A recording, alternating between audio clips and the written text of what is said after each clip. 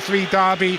There can't be any feeling sorry for yourself in terms of recent form. You know exactly what you need to do as a player, so the perfect game. Atmosphere has built late ahead of kick-off here, but the fans have piled in, and hopefully that is coming through loud and clear. We've got that sort of acrid smell of smoke from the pre-match fireworks in our nostrils, and we've got a fantastic elevated view of proceedings today. So we're up on the television gantry for our commentary this afternoon. It just lifts us a little bit.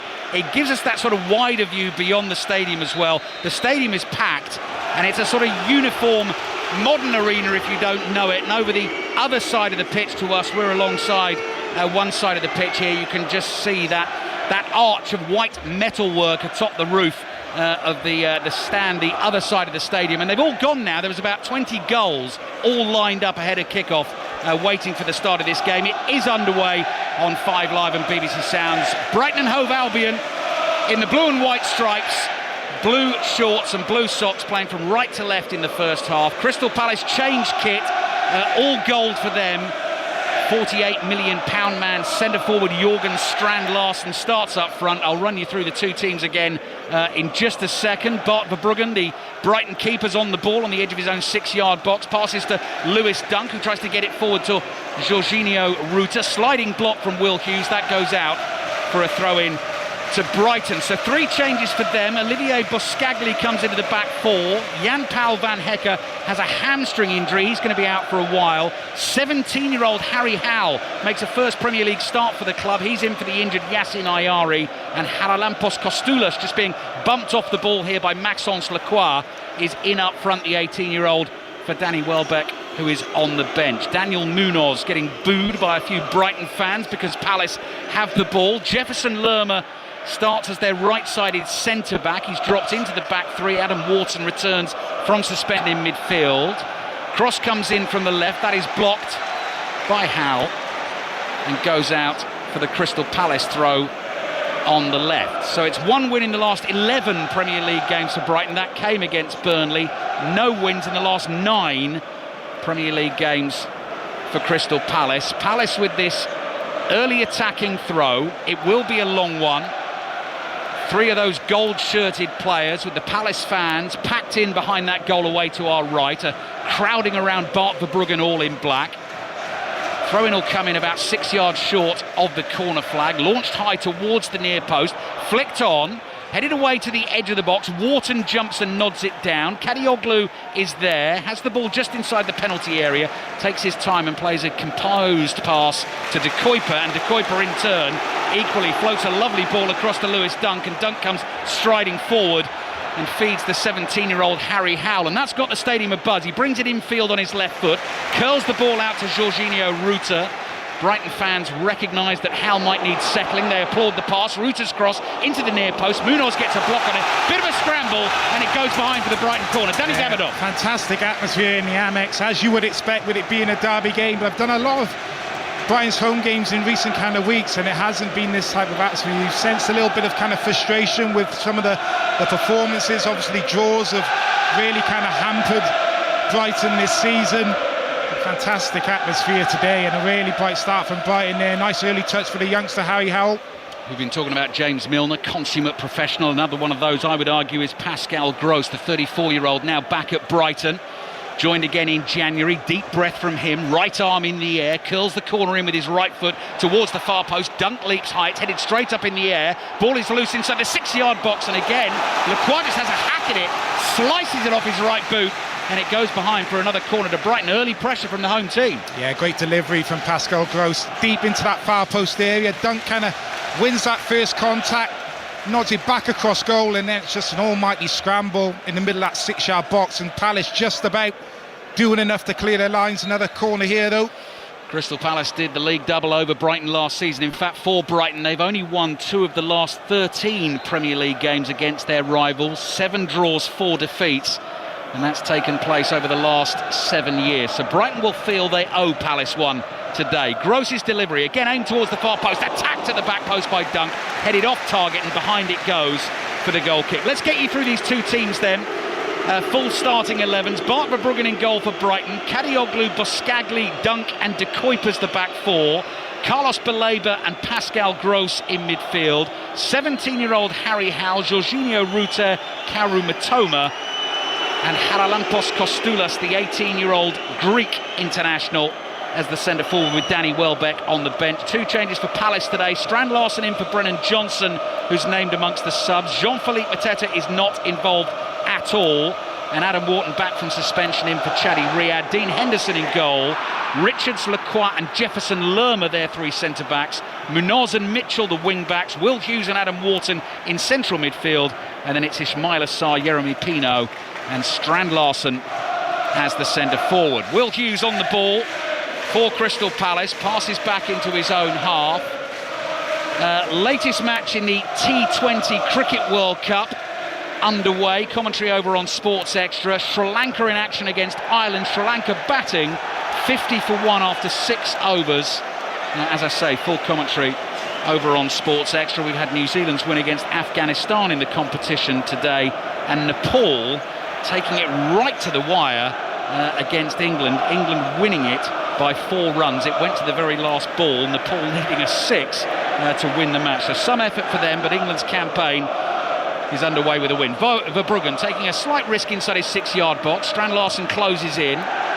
Kadioglu clears with his left foot. That's blocked. Brighton get it up to the halfway line. Side-footed pass down from Richards. Wide it comes here to Tyreek Mitchell. He's got Rutter breathing down his neck. Plays back to his goalkeeper Henderson, all in bright orange. Long ball downfield. Strand Larsen wins the flick on. Kadioglu jumps in. It drops to Strand Larsen. Just cushions a little side-foot volley pass. Overhits it beyond Munoz. And it goes out for a throw into Brighton. Danny. Yeah, big afternoon for him. Big money signing. Jorgen Strand Larsen. Just the 1 Premier League goal this season. £48 million. And big shoes to fill. I know, obviously, with what happened to Mateta in the transfer window, probably soured things in that relationship with the Crystal Palace fans, but you have to say he's done a brilliant job kind of leading the line of the last couple of seasons. And what I like about the signing is it's kind of a like for like in terms of attributes. You know, you look at what I had in the building already. You know, if Mateta gets injured, this Eddie Nketiah kind of coming in, a very different profile of striker, but Strand Larsen very much like Mateta, someone who's capable of, you know, eerily winning balls, hold the ball up and bring some of his teammates into play in those kind of wide areas. So I do like the signing from that perspective, but will he get enough goals? We'll have to wait and see. Goals has been the problem for Crystal Palace in the Premier League this season. Only Wolves have scored fewer with 16. Nottingham Forest got their goal for the weekend on Friday night, takes them to 25, and that is the mark that Palace are on as well. Palace have the ball. It's played by the keeper Henderson just in front of Lacroix, who had to be quick to get to that. Mitoma came sliding in, nearly robbed him. Lerma whips a pass down the right-hand touchline. Strand Larsen struggles to bring that under control. Brighton do take control. And there's De Kuyper fizzing a ball across the halfway line. Well brought down by Rutter. He's got young Howell on his right-hand side. Howell likes to cut in from the right there onto the left foot. He's just held up by Mitchell. Applause again from the Brighton fans. So again, Danny, they recognise, don't they, he needs settling. Yeah, looks very confident, I have to say. Lovely balance, as you say, maybe be that kind of left foot playing on that right-hand side, looking to cut inside. And a couple of early touches already. Looks very composed, confident on the ball. 8 minutes gone. First half at the Amex. Brighton 0, Crystal Palace 0. Full commentary of Liverpool, Manchester City to come on 5 Live and BBC Sounds this afternoon in the company of John Murray and Paul Robinson. There's Lerma's ball down the inside right channel. Covered and flicked to De Kuyper. Played up the left-hand side here. Good control from Kostoulas to hold on to that for Brighton. He starts to run through the middle, but they've got it back to the centre-backs here. Dunk. Cross to the right to Kadioglu. Dunk receives it again. Well over 500 appearances now for the Brighton first team. Lewis Dunk. We're talking about James Milner ahead of kick-off. There's another one who's given incredible service to this football club. Brighton back inside their own half. And the ball is played in midfield to Gross, who drops deep. Cross it goes to Howell. Down the right to Kadioglu. Flicked in field. Howell might be able to get away here, but it's hacked away by Lacroix up towards the halfway line. The move breaks down and Brighton get themselves the ball again. Full-time score in the WSL this afternoon. I can see Liverpool have beaten Aston Villa by 4 goals to 1. Spurs Chelsea kicks off at 2:25. Howell on the ball for Brighton. They're in the blue and white stripes, blue shorts and blue socks with the white tops. And they're passing the ball around inside their own half, and this time Dunk has to stretch and just nudge a little pass there to Pascal Gross. You can see a goal has gone in his Scottish Cup 5th round. We'll get details on that for you in just a second. Let's see what Brighton can do with this, attacking down the left. Here's Mitoma. Mitoma rolls it back here. Cross comes in low. Not the best delivery from the Belgian De Kuyper. Chance for Palace to play it away down the right, and Munoz feeds a little ball infield. Under pressure there is Sarr. Sarr gets it back to Lerma. Floated ball up towards the halfway line. Flicked on by Strand Larsen. Brighton pick up possession in their own half. So goal in the Scottish Cup. 5th round, Rangers, Queen's Park. Kenny Crawford. 10 minutes gone and it's Rangers 1, Queen's Park 0, and it's a goal in his first start for German striker Ryan Nadiri, 22 years old and lurking at the back post to head in James Tavernier's corner. Rangers 1, Queen's Park 0. Here's Sarr for Palace, attacking position just outside the Brighton penalty area. Munoz kills it in to the far post, nodded up in the air once there by Gross. It's clever, back to his goalkeeper Verbruggen, who thumps it away with his right foot. Gross again steps in, gets a right toe on the ball inside his own half. Flipped up high in the air by Kostulas, releases Mitoma, but it was a high bouncing ball and it allowed Lerma to get back, bump him off it, headed out of play, and it goes out for a Brighton throw. Danny Gabardon. Yeah, you just see the pattern of the game developing. Brighton much better in possession, dominating the ball, looking to play through Palace. Palace, as we know, under Oliver Glasgow, quite happy to kind of sit in their shape and try and soak up the pressure, and then we know they're kind of very dangerous on the counter-attack when they can get the ball into Strand Larsen. Then you've got Sarr running off him, Pina on that left-hand side, but at the minute just struggling to kind of get out of their half, really. Palace, when the ball is going into Strand Larsen, at the minute's kind of bouncing off him, and Brighton are able to kind of recycle possession and keep that pressure on. Whipped it out to the right-hand side to the Turkish international Kadioglu. Harry Howell is seeing plenty of the ball for Brighton early on. Now Lewis Dunk fizzes one forward, diagonal from deep. Out to the edge of his penalty area is Dean Henderson in fluorescent orange. Catches the ball cleanly and bowls it underarm to Daniel Munoz. Crystal Palace fans, I'm sure, delighted to have Munoz back flying down that right-hand side after a time out of the team with injury. Laquata Richards curls a pass. Strand Larsen's got a lot to do to chase this one. Dunk has it covered. Left-footed ball from him comes back to his keeper Verbruggen. He's all in black and he's got time to play a low one out to the left-hand side to De Kuyper. Left-sided centre-back this afternoon's Boscagli. Brighton have lost it in midfield here. Munoz is tripped by his own man Lacroix for a second there. Regathers his balance. That's a lovely feat in midfield from Adam Wharton. Just too quick and too clever for Carlos Baleba, who's tripped him, and that is going to be a free kick for Crystal Palace. Brighton 0, Palace 0. Yeah, it just looked initially like it wasn't a very good press from Crystal Palace. As that ball went back to Verbruggen, they were able to come out this far side a little bit too easy, but then Palace just doing a good job of that kind of midfield and the back line kind of stepping in, winning the ball back off Kostulas, and then really good feet in a tight area there from Wharton. Just kind of drops the shoulder, flicks the ball past Baleba, who gives the foul away. Danny Gabardon with us here at the Amex. 0-0 between Brighton and Palace. Jeremy Pino digs his right foot under the ball, long diagonal into that Brighton box, headed up in the air by Kadioglu, out to the edge of the area. Hughes lays it off to Pino, first time chip pass, nodded away again. Mitchell powers a header forward, it breaks left, and Brighton are going to go quickly, long ball downfield towards Mitoma. And again, Dean Henderson alert, well outside his penalty area, got there first, side-footed the ball away. That looked like a hold there by Adam Wharton in midfield. The referee Thomas Bramall, very sensibly, played the advantage. Brighton continued the attack down the left. Rutter has taken a whack on the left foot there as he tried to chip a ball in field, and it's actually gone out for a Palace throw in the right-back position. 14 minutes played, 5 Live and BBC Sounds. Brighton 0, Crystal Palace 0. And the goalkeepers are just so good at that now. They're almost like another centre-back. You know, back when I was playing, certainly in my early years, when that ball kind of goes in behind, you were dealing with that as a centre-back. But you see the way the game's kind of evolved now, and these really high defensive lines, and then these goalkeepers are, well, it's their job to just be kind of sweeping up behind anything that goes in behind. They're in a really good starting position, which Dean Henderson was there. Chris Richards is the left-sided centre-back for Crystal Palace. Lacroix in the middle, Lerma in an unfamiliar role on the right-hand side of that back three. Brighton have lost it just inside the Palace half. They come on the counter. Ball with the outside of the right foot there from Strand Larsen. Nearly released Sarr. The offside flag goes up late there. So Brighton will have a chance to clear their lines. We're almost up to 15 minutes played. Brighton 0, Palace 0. Yeah, Brian just giving the ball away in that midfield area. And then Palace looking to counter-attack quickly. And that's much better from Strand Larsen, because on this occasion, he drops off that Brighton defence, gets into a pocket of space, turns. And just looking to release Sarr, makes that run in behind, just not quite timing the run. And Strand Larsen not quite pulling enough on the through ball. So I think Sarr would have gone on the end of that and he would have been in behind.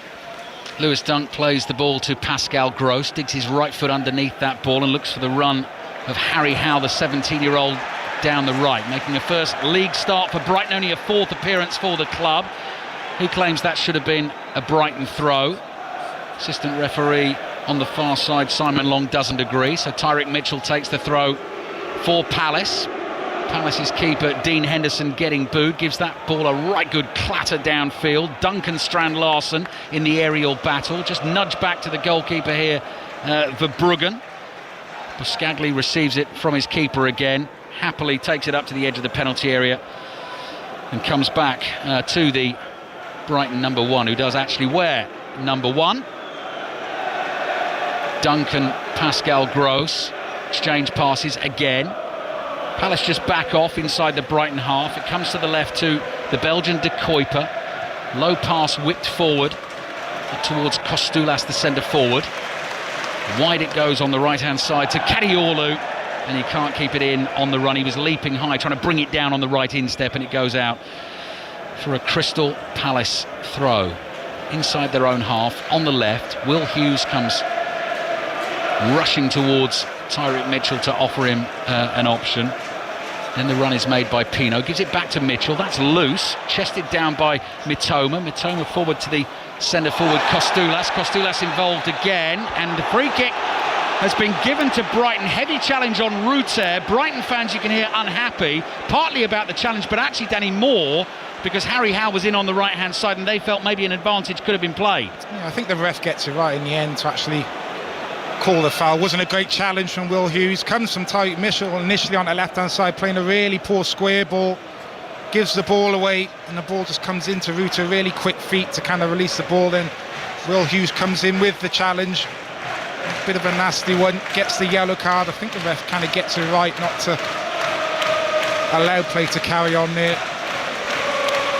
I'm not sure Brighton fans will agree with me, but well, let's see what happens with the free kick, Danny. They will agree with you and the referee if they score from this. If they don't, they'll grumble that Harry Howe was getting in on the right hand side, and the 17-year-old has made an assured start in the blue and white stripes of Brighton. Lewis Dunk has got involved in the conversation there ahead of the set piece, and he will then wander his way over in his bright orange boots towards the far post. In fact, he's going to lurk on the edge of the penalty area here.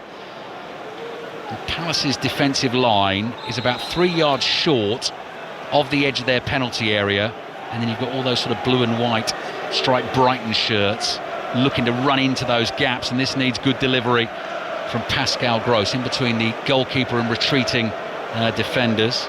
Could be Kadioglu who hits it with the left foot as well, so Henderson's got to watch out for that.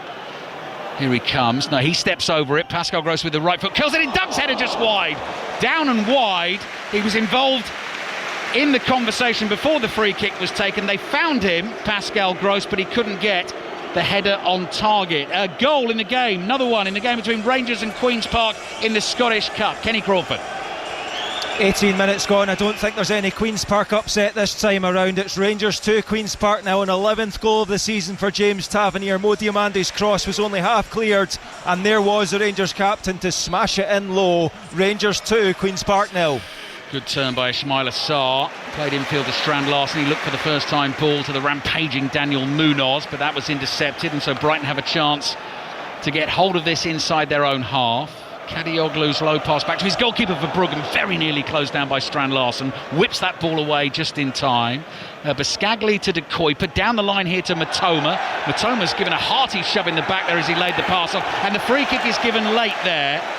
Palace won the ball back. Pino was in an attacking position, and referee Thomas Bramwell decided yes, that was enough. The challenge on Matoma to award that as a free kick to Brighton. That's really good refereeing, because initially he's trying to let play continue. I think it's Matoma who gets hit off the ball. That is a foul, but then as the ball goes square, he's trying to allow Brighton to continue the attack, but the ball gets given away and he just pulls it back then for the foul. Really good reffing. It's Danny Gabidon with us on 5 Live at the Amex Stadium this afternoon, as we were talking with Danny before the game. Played both games in the Championship semi-final playoff. Wilfred Zaha scored twice here in the second leg, which took Crystal Palace through to the final. They went on to win that. They remained in the Premier League ever since. And the rivalry continues to simmer between these two clubs. Dunk finds Boscagli, who's his new-look centre-back partner this afternoon. Jan Paul van Hecker is out with a hamstring injury, so you sense that could be a little while for him. He started all but one of the Premier League games this season, so Brighton have got to adapt to that. Here's Lerma, right-sided centre-back for Palace, up to Strand Larsen. Good strength from the Norwegian centre-forward. Rolls it across the halfway line here to Sarr. Sarr finds Wharton. Wharton takes that ball on the spin and plays back to Will Hughes. They have slightly similar look about them, those two, the way they sort of run and pass the ball, and sort of short light hair as well. Yeah, very difficult to... You've got to look at the boots, really. I think Wharton's got red boots on, Will Hughes has got black ones on. But yeah, a bit strange to kind of have two left-footers playing in midfield together as well. You don't see that very often. Yeah. Both have a similar build. Both have a slightly sort of bandy-leg running style as well. Both with socks rolled down, but Danny's got it. There's a man who's done a fair few football commentaries. It's the boot colour. Will Hughes, old-fashioned black boots. And Adam Wharton with the bright orange. We've got a Brighton throw. It's just short of the halfway line. It'll be taken by the Belgian Maxime de Kuiper. Low, skiddy one into the feet of Mitoma. He's tackled by Lerma. And Mitoma will leave that for de Kuiper. De Kuiper spots space there. Kostulas controls, lobs it up here to Hal, the 17-year-old. Good supporting run on the outside, but the pass isn't quite right. Kadioglu had gone bombing past Hal there. You heard the disappointment from the Brighton fans, but then they like the effort that Hal makes to go back, make the tackle, and it goes out in the end for a Palace throw. Good chance there though, Danny. Yeah, just poor decision making there from the youngster. Initially Kostulas, brilliant centre forward play to hold the ball up and then play the ball wide quickly, and they have that kind of overlap. They have the extra man, Kadioglu, making that overlapping run, and Hal, he just needs to release the pass quicker. Has too many touches, and then when he tries to play it, doesn't quite execute the pass. T20 World Cup latest commentary is over on Sports Extra at the moment. Third game of the day in India. Sri Lanka 68 for 3 with just under half of the overs remaining in the T20 against Ireland. So full commentary of that is over on Sports Extra. Ball is back to Lerma. England with their tight win over Nepal to get the tournament underway with a victory today. Lewis Dunk on the half volley, clears. Lerma read that well, stepped in, intercepts. Tyreek Mitchell sees an opportunity to get going down the left-hand side. Howell is back for Brighton to cover that. Here's Will Hughes.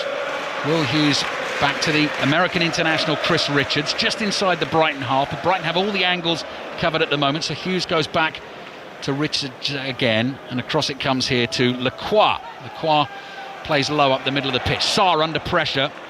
Ball bobbling between his feet and he's lost it. Pascal Gross gets it down in central midfield, and here's Rutter driving forward for Brighton, taking it up to the edge of the box, trying to tee himself up for a shot, ran out of space, and the ball pings around and ends up back in the arms of Dean Henderson. Yeah, if they can get good possession, Brighton, that is where they can hurt this Palace team. Because you look at how Palace set up in that midfield area. You've just spoken about them, Wharton and Hughes. They do play with a 2, see a lot of teams kind of play with a 3, so there's a lot of space to the sides of those two central midfielders. So the likes of kind of Rutter pulling out there, maybe Matoma kind of coming off the line into those kind of pockets of space. If they can get the ball into those areas, they start to cause a lot of problems. Tyreek Mitchell in an attacking position again for Crystal Palace, has the beating of Howell, crosses in, it's behind Sarr. Strand Larsen tried to get a boot on it, volleyed away, comes off Rutter's shin, chipped down the line by the Turkish international Kadioglu. Brighton can't make anything of that. Palace in this all-gold kit have it again. Quickly into the feet of Pino. 25 yards from goal. Inside left channel. Strand Larsen went one way. Pino passed it the other. Sarr had actually made the same run as Strand Larsen. They were both running across the penalty area there. He needed one of them to stay so that Pino could try and find them with the pass. Brennan Johnson, of course, on that Crystal Palace bench, so he was initially the club record signing in the recent transfer window. That was then broken with the signing of Jørgen Strand Larsen. Jean-Philippe Mateta is not involved at all today, and a knee operation forthcoming from him, so possibly we'll get more details from the manager Oliver Glasner on that after the game. Dunk chips the ball down the middle of the pitch, headed away by Richards. Breaks loose in the centre circle. Baleba was there quickest. Sarr takes it off his toe, and Sarr is suddenly running at Lewis Dunk. Dunk does well. Watched the ball all the way there. Kept his balance. Got a foot on it. Has stopped the Palace attack for now. Pino with the outside of the right foot. Strand Larsen tries to get it back to him. Brighton have made the tackle again. Howe just took too long there. Mitchell nips in. Gets a touch on the ball, but it does go out for a Brighton throw in the right back position. 20 minutes left in the first half. Brighton 0, Palace 0. Yeah, it's really good from Lewis Dunk, because you don't really want to be stepping into that area as a central defender, because you're not quite sure what's behind you, the space you're kind of leaving. But he had no choice, because Baleba loses out in the challenge and Sarr is driving towards that kind of Brighton defence. So Lewis Dunk just really times it perfectly, kind of stepping out of that area, doesn't allow Sarr to get past him, wins the ball back for his team. Good defending. Just the one defeat at home in the Premier League so far this season for Brighton. That came at the beginning of December against Aston Villa. But 4 of the last 5 at home have been drawn. That has been the problem for Brighton so far this season, as Munoz heads the diagonal ball away. Kostulas tries to hold it up, can't hold off Lerma. Wharton tries to release Ismaila Sarr early, and Sarr's got the pace here to get there ahead of Boscagli. And the assistant referee says that is a foul by the Brighton centre-back. Sarr ends up in a heap, and that is going to be a free kick for Crystal Palace. Before that, though, another goal at Rangers in the Scottish Cup against Queen's Park. Kenny Crawford. This could get messy, Ali. It's Rangers 3, Queen's Park 0 after just 26 minutes. There's another goal by James Tavernier. It was his corner, although it might go down as an own goal because goalkeeper Callum Ferry couldn't gather it and dropped it into his own net. So it looks like an own goal. Rangers 3, Queen's Park 0. Swansea 4, Sheffield Wednesday 0. In the lunchtime kickoff in the Championship today. A confirmed score for you. So, Palace free kick, wide on the right, 6-7 yards up from the dead ball line. Karu Matoma is a one-man wall in the blue and white stripes of Brighton, hands behind his back, just in case Will Hughes wants to go for a sneaky one and try and whip it in at the near post. 3 gold-shirted Palace players making a nuisance of themselves in the 6-yard box, and Verbruggen is pushing Lacroix a couple of times to get him away. Hughes' delivery into the far post, headed back across goal. Mitoma's there, clears on the spin, thumps it downfield on the left foot volley, and Tyreek Mitchell comes racing across and passes back to his goalkeeper, Dean Henderson. Henderson launches it straight down the middle of the pitch. Strand Larsen's trying to run off the back of Boscagli, comes out to the left to De Kuyper, played to the curly-haired Boscagli again. Kostulas, that was a lovely layoff under pressure there into the run of Mitoma. Mitoma opens it up for Brighton. Here's the 17-year-old Harry Howe. Support on the outside on the right from Kadioglu. First time cross comes in, nodded down by Lacroix, and away for now for Crystal Palace. And suddenly they're able to come on the counter. Strand Larsen has the ball at his feet. Ismaila Sarr to his right-hand side. Strand Larsen makes his way into the middle. Sarr dribbles to the edge of the box. Munoz supporting on the outside, and then thundering back is Ruta. And Sarr just runs straight into him, ends up flat on his back, and the game is stopped. And Thomas Bramall is very clearly pointing to his head and is saying that Ismaila Sarr, it's not a foul, but has taken a bang to the head because he ran straight into Ruta, went down holding his head. He has to stop the game, Danny. Yeah, the referee again gets it right. Sarr there just dilly-dallying on the ball. It's a really strong challenge that comes in from Ruta. He almost turns into it, Sarr doesn't really see it. The shoulder almost catching the face of Sarr. And then Brighton are kind of on the counter-attack with Ruta, and obviously they want to continue, but referee really having no choice there with it being a head injury to pull that back, although we have kind of seen this season where referees haven't done that and goals have been scored. But the referee gets that right. So Ismaila Sarr continues to receive treatment. Fascinating ongoing rivalry between these two clubs in terms of sort of recent Premier League history. He's just talking about Danny's promotion with Crystal Palace back in 2013. This is a 13th consecutive season in the Premier League for them, and 9th for Brighton, so they're getting to play each other all the time at the moment. Palace have had the better of it recently. Brighton have finished above Palace in the Premier League table 3 of the last 4 seasons. Palace won the FA Cup last season. Brighton have been to a couple of semi-finals, and they'd obviously love a trophy as well. So lots of toing and froing between the two sets of fans. 2:25 kick-off in the WSL this afternoon. Tottenham Hotspur against Chelsea. It's live on BBC 2 this afternoon. Paul Gilmore's watching for us. Hi Ollie, 6 minutes in, it's Tottenham 0, Chelsea 0. Bright start from Chelsea in response to those back-to-back WSL defeats. Bjorman and Thompson going close in the early stages, but still 0-0. Other results in the WSL today. Arsenal beat Manchester City 1-0, so the leaders have lost. Liverpool 4, Villa 1. Everton 1-0 winners away to London City Lionesses. West Ham 3, Brighton 2. Highlights tonight at 12:25 on BBC One, available on the iPlayer as well, the women's football show. Mitoma's low cross, good delivery, right across the face of goal, breaks loose, driven shot by De Kuyper, is blocked somehow on the edge of the 6-yard box. Palace haven't got it clear quite yet. Gross flicks a little header backwards here. Ruta can't get to that. Brighton are managing to recycle possession here, and Kadioglu finds Ruta, and Ruta immediately sets off, looks to slide a clever ball through the channel. That is blocked. Low cross into the edge of the area, cleared. Sarr turns, he's lost it. Belabor. De Kuyper fancies his chances again. Low shot, easy for Henderson to deal with. Gets his body behind it and makes the save. Danny Gabidon. Yeah, doing some good work Brighton when they're able to kind of move the ball quickly into those wide areas. Mitoma, 1v1. We know he's so good. Probably haven't seen him do that so much since he's come back. I still think he's trying to find his way back after that injury, but skips to that byline. Dangerous ball across that 6-yard box. And then it's a brilliant block in the end. That ball kind of comes out to De Kuyper. He strikes it really well. And Lacroix just kind of gets himself down the line of the shot, does the job for his goalkeeper. Really good defending to stop the goal. Brighton have won the ball. No, they haven't. Free kick is given against them. It's Adam Wharton who's down. He's holding his left knee. You can see Oliver Glasner coming across here to have a word with the 4th official, Sam Barrett. Fabian Herzler is standing close by, not getting involved at the moment in that. He's going to turn just 33 this month, Fabian Herzler, 2nd season in charge of Brighton. Palace will obviously be worried about Adam Wharton, down on his knees at the moment, picks himself up. What about the challenge there, Danny? It's Mitoma. Wharton's already on the floor there. Mitoma sort of drags a left boot that catches. There wasn't much in that, was there? No, there is contact, but just as that ball goes into Wharton, his touch kind of gets away from him, so he goes chasing after the ball. He gets there first, and actually as he plays the ball off, he almost slides onto his knees, and almost it's just an inevitable kind of contact between two players. Mitoma doesn't really stick his foot in. Well, Palace have been given the free kick, and now Fabian Herzler is having a word with our 4th official, Sam Barrett. Free kick into the box, flicked on, dangerous ball, dropping on the edge of the penalty. Wharton hits it with his right foot, high and wide and behind, into those Palace fans behind that goal away to our right. Now there's another Palace player down inside that penalty area. Who is that?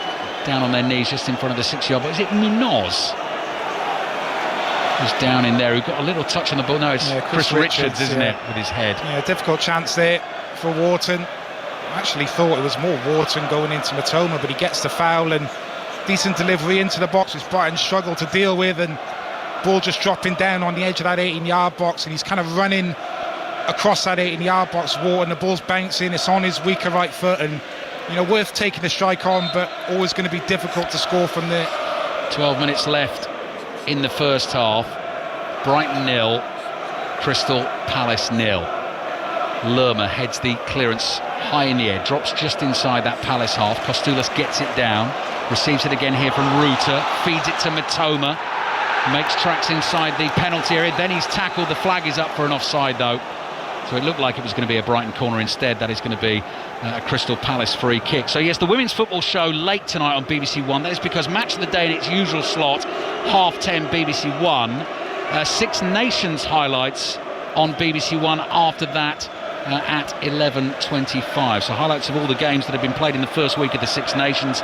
Goes without saying, of course, if you haven't heard it before, make sure you subscribe to the Rugby Union Weekly on the BBC Sounds app, which is a fabulous rugby union podcast to listen to, and it comes out daily during the Six Nations. Retains its title of the Rugby Union Weekly, that is out every day. Chris Jones, our correspondent, with various others throughout the week, so they'll be reflecting on what's gone on in the first round of matches as Mitchell plays it back here to Dean Henderson. That was an awkward one for the Palace keeper. Hoisted it high in the air, drops down just short of the halfway line. Kostulas, good feet there. Lacroix steps in, makes the tackle. Strand Larsen tries to turn it round the corner. Belabor wins it for Brighton in the centre circle, then whips a low pass out to Ruter on the left-hand side. Tries to take Lerma on for pace, then gives him a little nudge in the back. And Lerma needed no second invitation there, did he? Felt the touch in his back, no need to go down, but does go down and wins the free kick. Every need to go down there, every need to go down. He's inside his own 18-yard box. It is a foul, but he wants the foul, Lerma. Ruter looks to knock the ball past him. Lerma reads his intentions, he gets goal side, and it's just that little arm in the back, and he's inside his own 18-yard box, and no hesitation going down there. Always going to be a foul. There's John Murray and Matt Upson either last week or the week before discussing that idea of needing invitations, what sort of invitation you would require to go down, and that was a very obvious one. That was just a very light hand on the back. Knew he was going to get the free kick, did so, and now Palace have turned it into a throw that they've won. Attacking position inside the Brighton half. 10 minutes left in the first half here. Munoz is complaining about something to the assistant referee, but the American international Chris Richards is lining up to take the long throw. The slope at the side of the pitch here is not quite as steep as it is at Old Trafford, which is where I was last weekend, where it's very difficult to get more than sort of 3 or 4 yards of a run here. You've got a little bit more. He doesn't need much though, Richards. Throws that in towards the edge of the 6-yard box. It's headed straight up in the air. Brighton haven't been able to get it clear. Wharton's down inside the box, and then it's poked away down the left-hand side and chased up towards the halfway line by Brighton centre forward Kostulas. Mitchell launches a long ball into that Brighton penalty area. Verbruggen saw that from miles off, makes the catch, and you can hear the roar of the Brighton fans because he's bowled it out here to Pascal Gross, who goes tiptoeing across the halfway line, strokes the ball back into his own half. Lewis Dunk's of an age now where he thinks, you know what, I'm not even going to bother chasing that, that's nowhere near me. I'm going to wave at Buscagli here to go and get that one, and it's just slowed the momentum with the Brighton attack. And then Hertzler, the manager, speeds things up because he balls something into De Kuyper's ear as he goes racing past him down the left-hand side. Brighton 0, Palace 0. 5 Live and BBC Sounds. Full commentary on Liverpool, Manchester City to come. Gross, little cut back on the edge of the box. Ruter hits the shot, hits his own man inside the penalty area, laid off by Kostulas. De Kuyper, big deflection on that, wide it goes, and that will be a corner for Brighton. No, it won't. Offside flag is up again, so that is going to be a free kick for Crystal Palace. And Jefferson Lerma picks himself to his feet. I thought we were going to get another stoppage in play there. He's okay. It's going to be a Palace free kick. Danny Gabardon. Yeah, there's been some nervous moments though in that Crystal Palace kind of backline when balls have kind of gone into that 18-yard box, 6-yard box. It's kind of pinballing about. Nobody's really kind of taking charge of that situation, and Brighton have had 1 or 2 half chances with shots inside the 18-yard box. I think they do need Brighton to kind of try and counter-attack this Palace team as well when they have the opportunity, because when they do kind of get back into shape, Palace are a difficult kind of team to break down. So when you have that opportunity to move the ball kind of quickly and catch Palace out of shape, you have to try and take advantage of that, and not quite doing so there. Brighton with a kind of a sloppy pass, as you said, ABB, which kind of halted the momentum of the attack. But throw in for Palace again will be a long one on the right.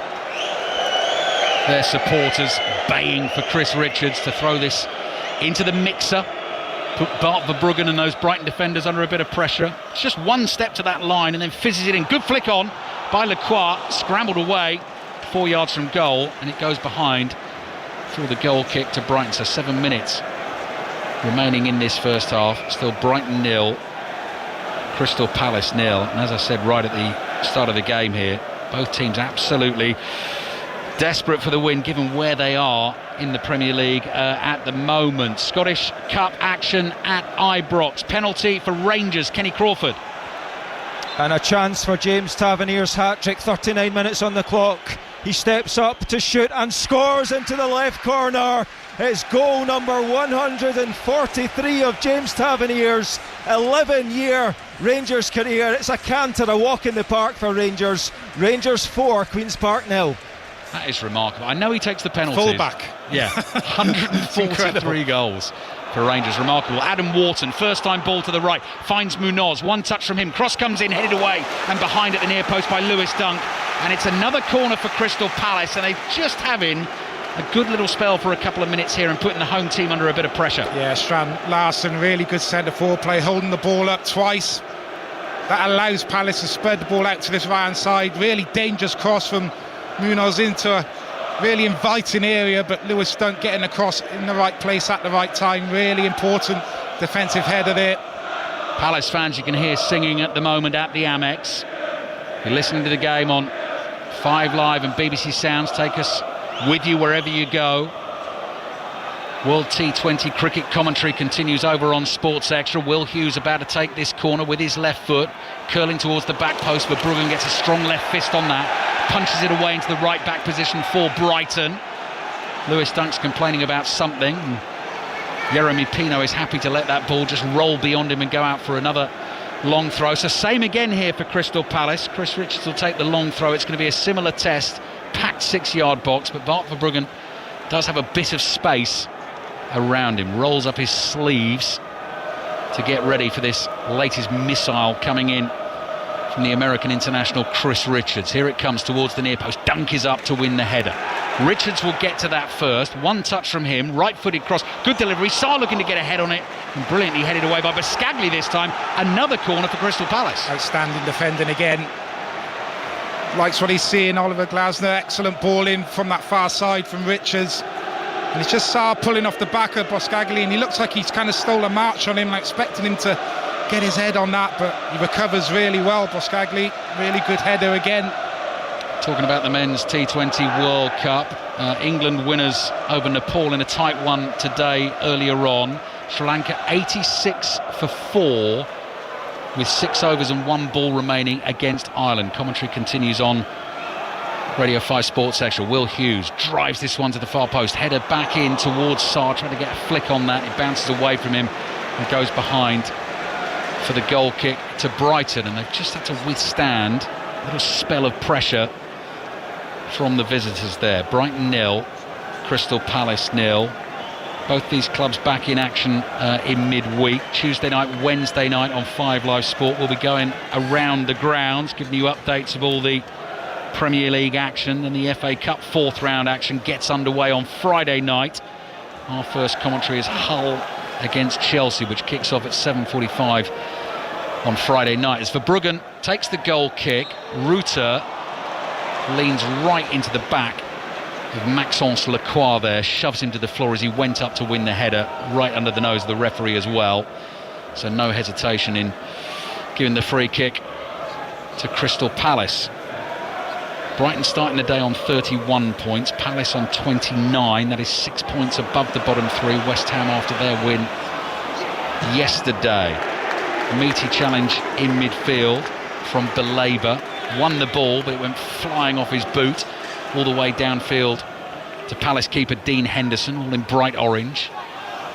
Ball is headed down here to Belabor. He's got in a bit of a mess there. Clever ball from Munoz. Releases the shot, driven by Ismaila Sarr inside that penalty area. Went for power, not precision, and sliced it well wide of the target. Yeah, I think Lewis Dunk just about doing enough here, coming across. It's a poor header kind of into midfield, just puts Belabor under pressure. He gets robbed, as you say. Munoz, a lovely ball to release Sarr. He gets in behind. Yes, on a bit of a slight angle.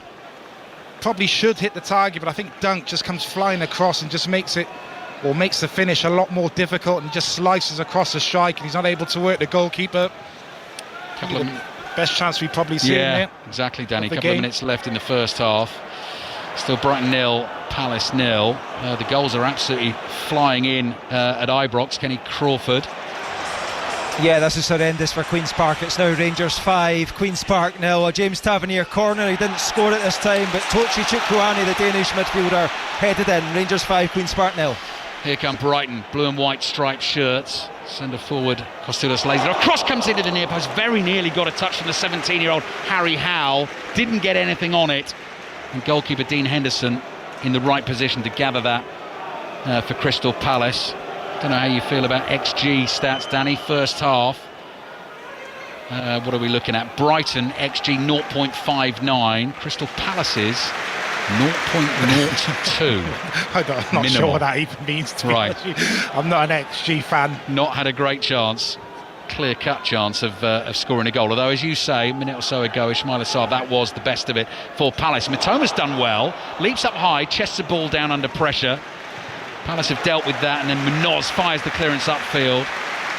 That is well blocked by Kostoulas, who's been busy as the centre forward for Brighton this afternoon. So Danny Welbeck's on the bench. Kostoulas has shown some nice touches, actually, him. Danny. Yeah, I like him. I've seen him a few times now, and 18 years of age, £30 million.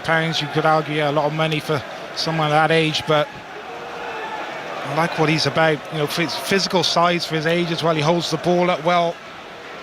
Some really nice touches as well to kind of bring his teammates into play. You might have heard on the tannoy here at the Amex Stadium, 2 minutes of added time at the end of this first half. Brighton 0, Palace 0.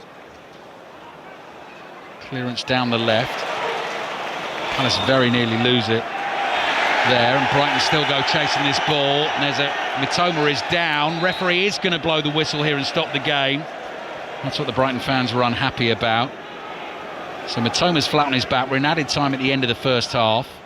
Still no goals in the game as yet. Looking ahead at half-time, amongst other things, to Liverpool, Manchester City, which is our commentary on 5 Live's Premier League Sunday at 4:30 this afternoon. John Murray and Paul Robinson with that one. And Danny, what about that? Has Mitoma been caught in the face there? Yeah, he just gets caught with a stray arm from Lerman there. They're both kind of tussling for the ball, and Mitoma there kind of almost falling to the ground, and Lerman winning the ball. And it's just the right arm of Lerman, not intentional, just catches Mitoma in the face as he's going to ground there. Again, obviously with it being kind of a head injury, the referee having to stop it, but definitely wasn't a foul. So Mitoma down receiving treatment. A couple of the Palace players in the golden change kit this afternoon, chatting to Oliver Glasner. That is Adam Wharton and Will Hughes, his two central midfielders. New signing on his debut, Jorgen Strand Larsen, comes over for a word too. Mitoma lying on his left-hand side. We've got two Brighton medics attending to him right now. Rangers 5, Queen's Park 0 is now a half-time score in the Scottish Cup this afternoon. And once Mitoma is back on his feet and hopefully okay, we've got a minute or so of action left in this first half. Is this the kind of game that you were expecting, given what's been going on with these two over the last couple of months? Yeah, you probably would. I think, you know, particularly Palace, you know, they're a team now in poor form at the minute, and sometimes then maybe you have to kind of go back to basics a little bit, and you're just looking to keep things tight and then just hoping maybe you can nick a goal on the counter-attack. Brighton, you know, as I said, I've kind of seen probably the last 3 or 4 home games, and has been a bit of a struggle for them for most of the season, really, just really inconsistent, you know, good spells in games but not able to kind of put it together for kind of a full 90 minutes. So we've seen some good play from both teams, particularly when both centre forwards have been able to kind of get hold of the ball and then spread the play wide, and both teams have looked quite dangerous and attacking, but it's just that kind of final third end product which we're lacking at the moment. Mitoma still receiving treatment. Those are the thoughts of Danny Gabidon. Let's get the half-time details then. We've had the goal updates from Kenny Crawford. Rangers cruising in the Scottish Cup 5th round, Kenny, against Queen's Park. Yeah, half-time score, Rangers 5, Queen's Park 0. The Spiders shocked Rangers this time last year, but today it's been a walk in Ibrox Park for the hosts. Horrible for the visitors. German striker Ryan Nadiri headed in the opener for his first Rangers goal. Then we had a James Tavernier hat-trick, one from the penalty spot, and the untidy fifth has gone down as a Matthew Shields own goal. Queen's Park will just want to go home, but they've got another half to play.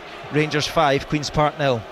Good one for a quiz question, that, Danny. I was just looking at that ahead of the game today. So Celtic and Rangers have won the Scottish Cup between them the most times, but the team that has won it the third most, third on the list, is Queen's Park. Lots of those wins a wee way back, but they are third on the list of most Scottish Cup wins. I'm not sure I would have guessed that one.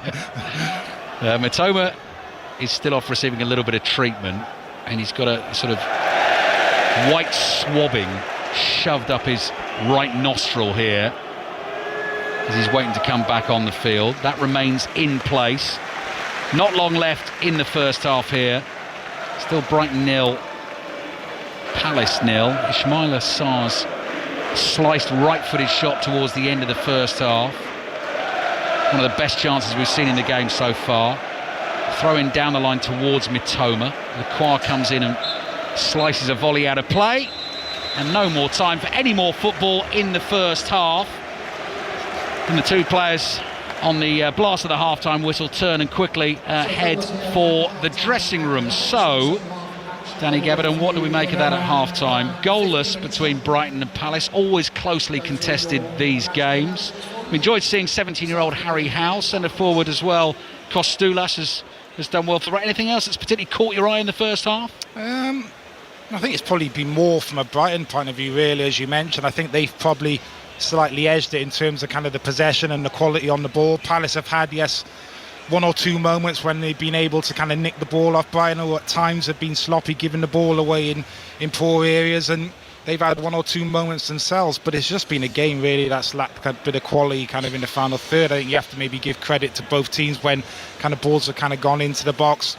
More often than not, defensively, both teams have been pretty solid. So I think it's one that hopefully second half the game might open up and we'll get a bit more goal-mouth action. Fingers crossed. Jorgen Strand Larsen has been relatively quiet on his debut for Crystal Palace. Half-time here, Steve. Brighton 0, Crystal Palace 0. Thank you very much, both. Rangers 5, Queen's Park 0 is the half-time score in that game in the Scottish Cup. Let's check in on Tottenham Chelsea in the Women's Super League. Paul Gilmore. 27 minutes played, Tottenham 0, Chelsea 0. After a bright start from Chelsea, it's Spurs who look most likely to score. Chelsea, with those back-to-back WSL defeats, look vulnerable when the home side attack a lot of space, but Spurs yet to punish them. Holt hit the bar, while Gopset and Blackstad also came close in front of a watching Madonna, whose daughters play for Spurs under-14s, 0-0. Unexpected, thank you very much. Chelsea, by the way, as it stands, will be 4th in the Women's Super League. 4th. Chelsea, and they'll have played a game more than Arsenal, who are above them on 29 points, so a point above them. Arsenal, who this afternoon beat Manchester City, the league leaders, by 1-0. So Arsenal 3rd on 29, Manchester United 2nd on 31, and Manchester City leading the way on 38 points. Other scores: West Ham 3, Brighton 2, London City Lionesses 0, Everton 1, and Liverpool 4, Aston Villa 0. We've got reaction on the way from Arsenal head coach Rene Sleggers, by the way, to that victory over Manchester City. We've also got more on the cricket to come shortly as well. England just the final ball getting over the line against Nepal in their opener at the Men's T20 Cricket World Cup. The next game is very much well underway, Sri Lanka versus Ireland, and you can listen to commentary of that on 5 Sports Extra. We'll be back to the Winter Olympics. We'll be at Anfield for the first time ahead of full commentary of Liverpool Manchester City at 4:30, all before second half commentary from the Amex. Let's get the news first with Richard Foster. The voice of the UK. This is BBC Radio 5 Live. Thanks, Steve. Good afternoon. Sir Keir Starmer's Chief of Staff, Morgan McSweeney, has resigned. He was under pressure over his role in the Peter Mandelson scandal. Our political correspondent, Billy Kember, has more. We've got his resignation statement here. He says that the decision to appoint Peter Mandelson was wrong, that he's damaged the Labour Party, our country and trust in politics itself. He said that when asked, I advised the Prime Minister to make that appointment and I take full responsibility for that advice. He said in public life, responsibility must be owned when it matters most, not just when it's most convenient.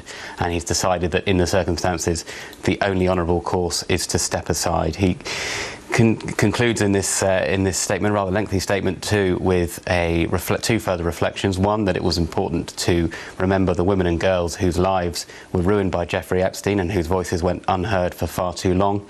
The second is that the due diligence and vetting process, which he says he didn't oversee, did need to be fundamentally overhauled. It was flawed, and that cannot simply be a gesture but a safeguard for the future. He says he remains fully supportive of the Prime Minister. Our political correspondent Billy Kember with the breaking news that Morgan McSweeney, the PM's Chief of Staff, has quit. He advised the Prime Minister to appoint Peter Mandelson as Britain's ambassador to the United States. We've just had a response from Keir Starmer. He says it's been an honour working with Morgan McSweeney for many years. He says he turned our party around after one of its worst ever defeats and played a central role running our election campaign. It's largely thanks to his dedication, loyalty and leadership that we won a landslide majority and have the chance to change the country. Having worked closely with Morgan in opposition and in government, I've seen every day his commitment to the Labour Party and to our country. Our party and I owe him a debt of gratitude, and I thank him for his service. Those words from the Prime Minister, Sir Keir Starmer, in the last few minutes. On the other side of the political spectrum, the Conservative leader, Kemi Badenoch, says it's about time that Morgan McSweeney quit.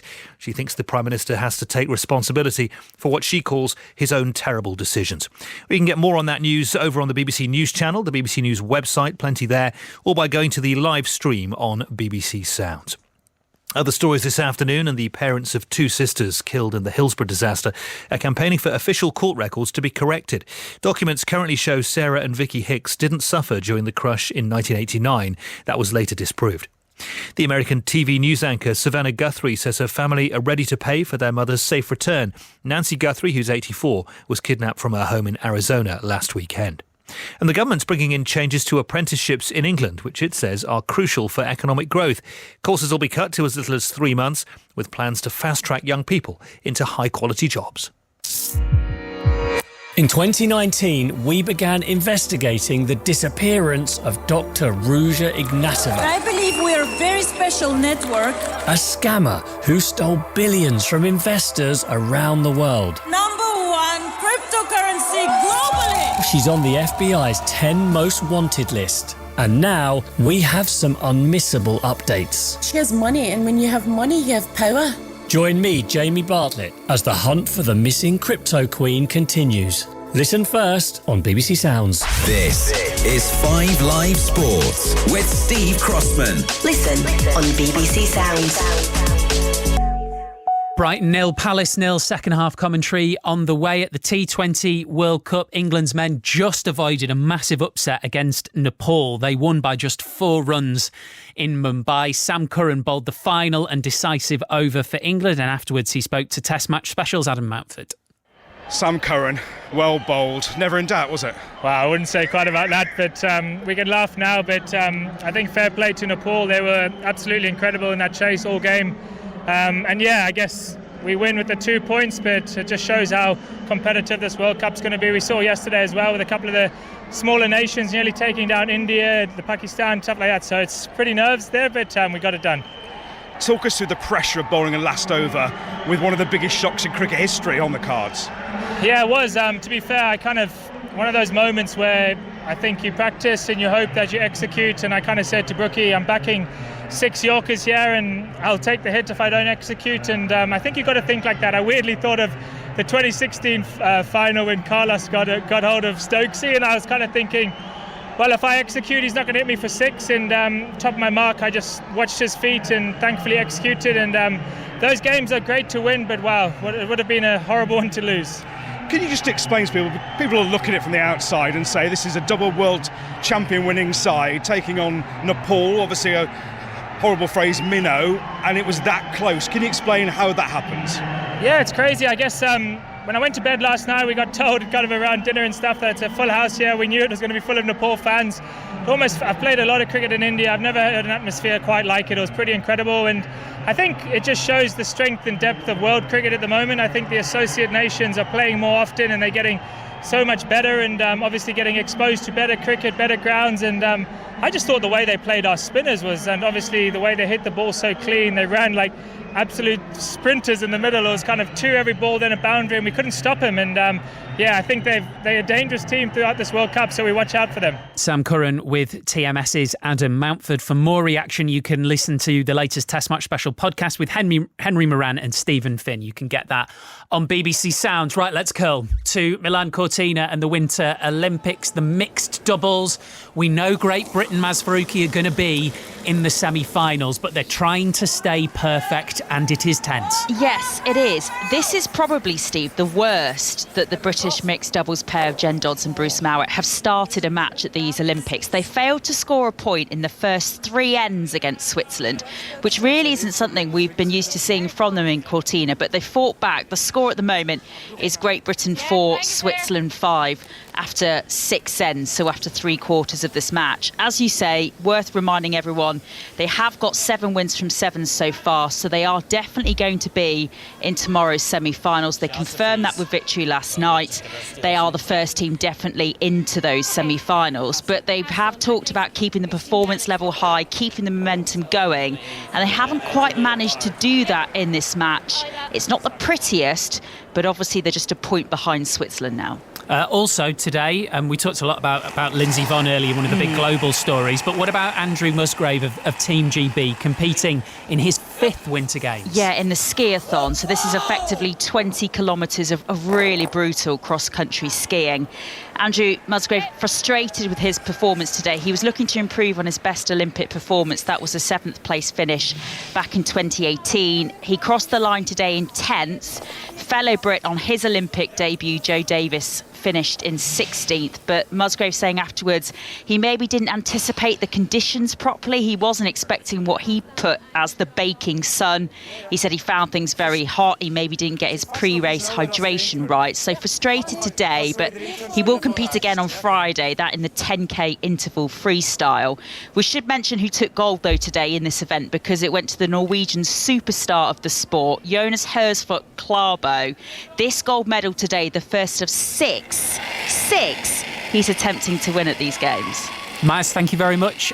We will let you know when Great Britain's mixed doubles curling match has finished.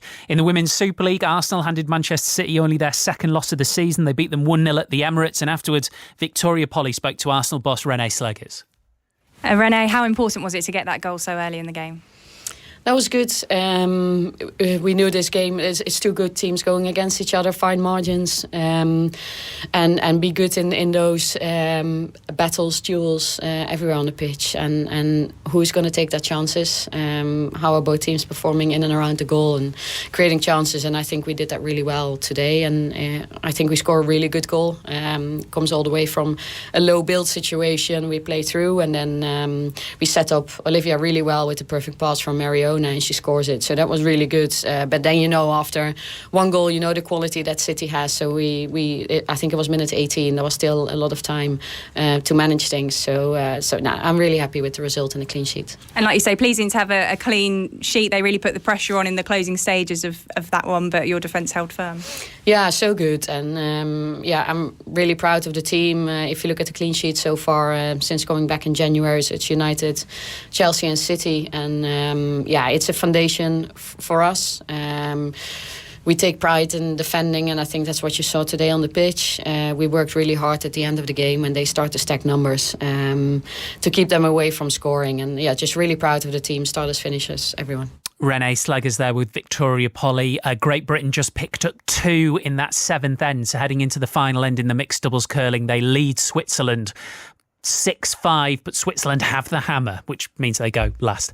Brighton 0, Palace 0, second half commentary on the way on Premier League Sunday. Then we're at Anfield for Liverpool versus Manchester City. Correspondent John Murray, always look forward to this. Hello, Steve.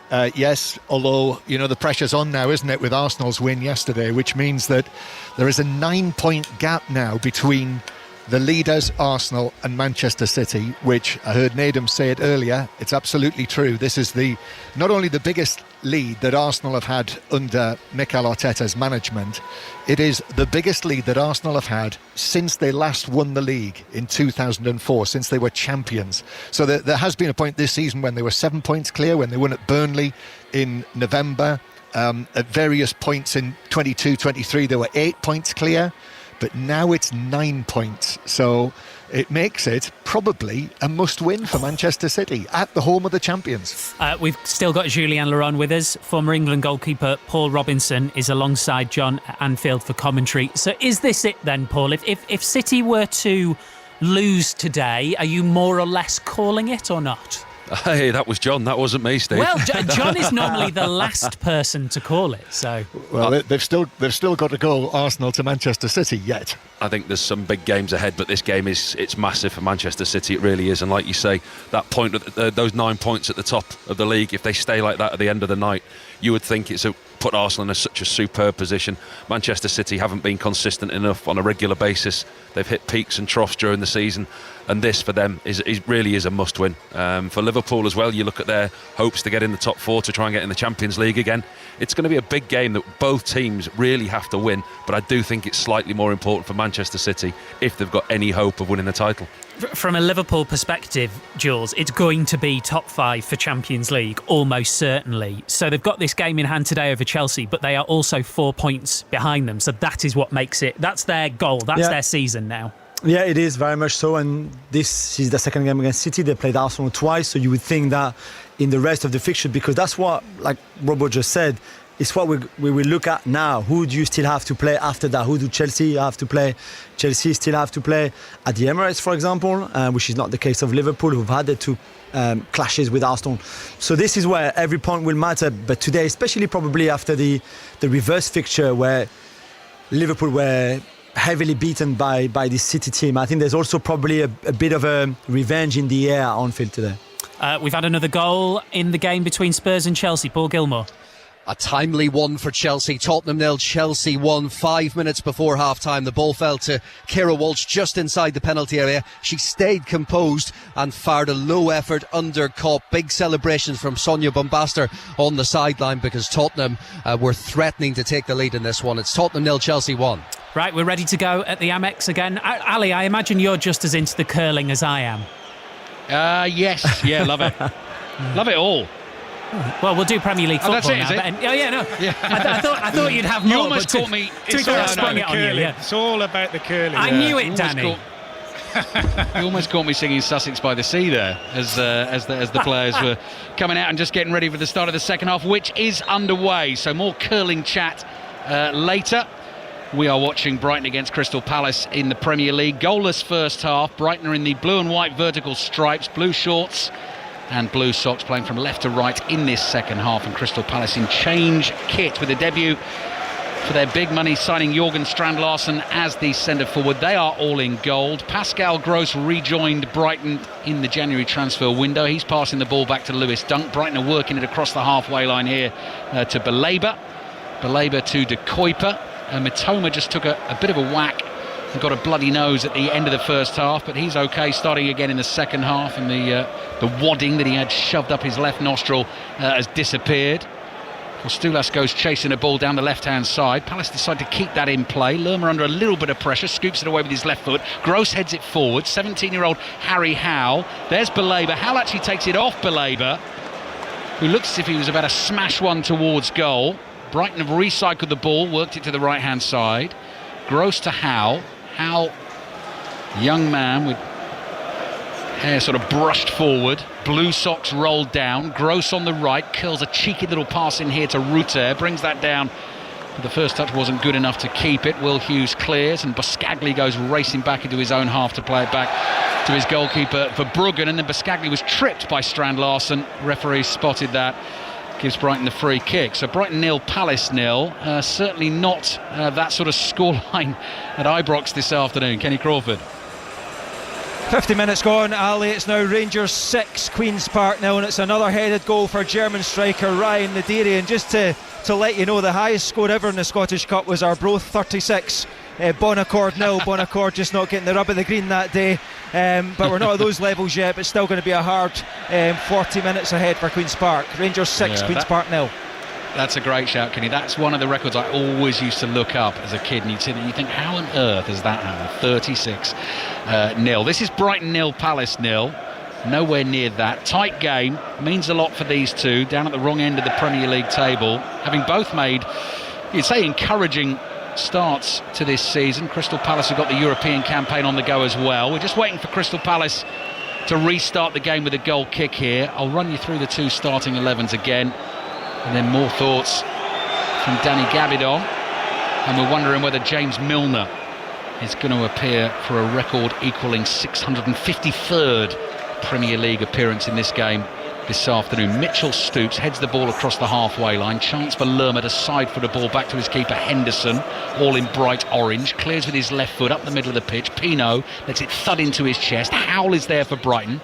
Knocks it back here to Kadioglu. Flicks it up in the air. Howell's done well to keep that for Brighton, and done really well to get away from Mitchell and then possibly win the free kick, but the referee sensibly plays the advantage. Kostulas under pressure, plays it to the right to Gross, gets that cross in, looking for Mitoma. Munoz is there, back there for Palace, flicks a header away, and suddenly Ismaila Sarr has a load of space in front of him on the right hand side. Looks to feed it into Strand Larsen. He's up against Dunk. Dunk slides in, definitely got studs on ball there.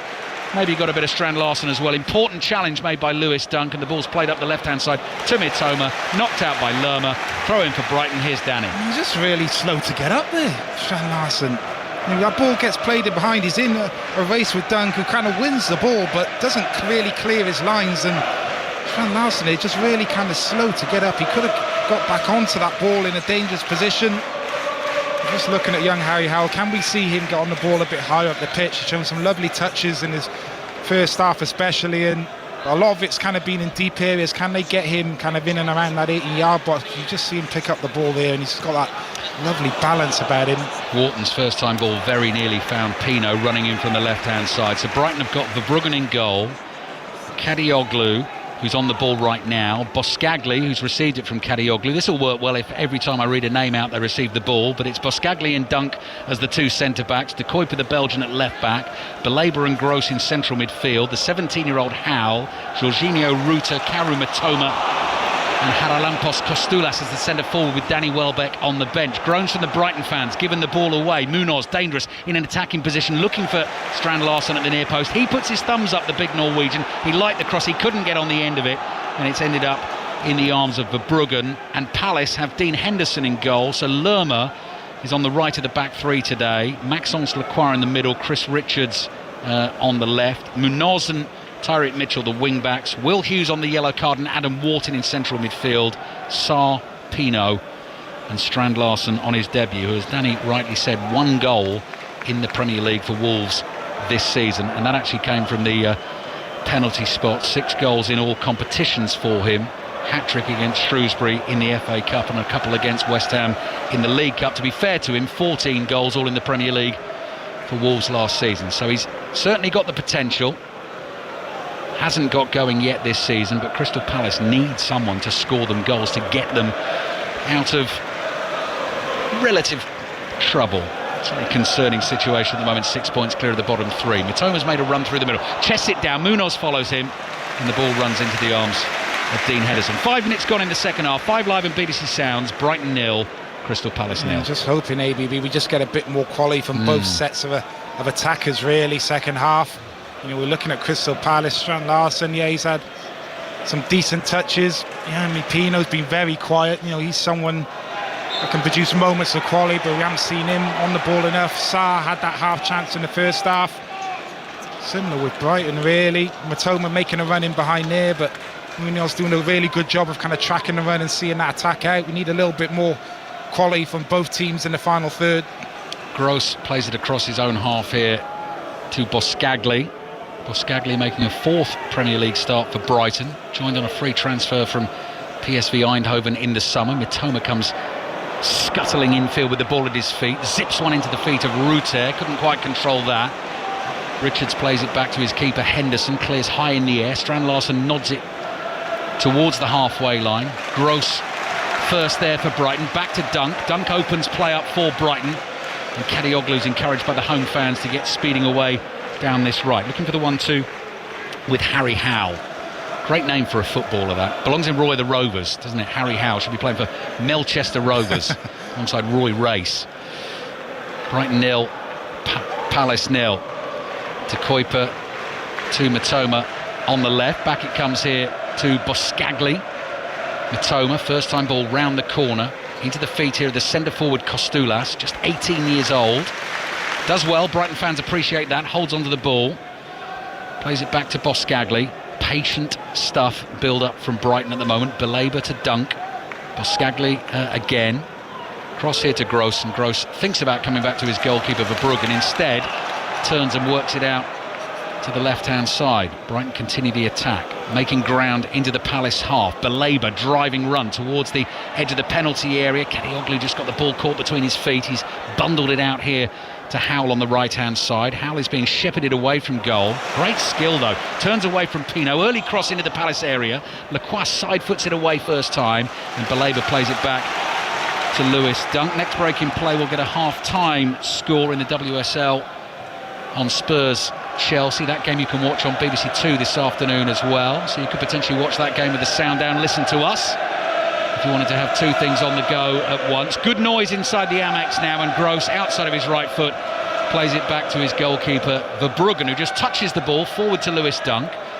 Dunk with pace out wide to Gross. Gross sees a bit of space to run into, makes about 7 or 8 yards, then fires one across the Palace half. Sarr can't control that, had a chance to bring it away for Palace. Brighton have it again, and Mitoma immediately gets that back from Boscagli on his own wide on the left. Boscagli in the blue boots for Brighton, looking for options. Again, it's Mitoma wide on the left. Sarr's in front of him.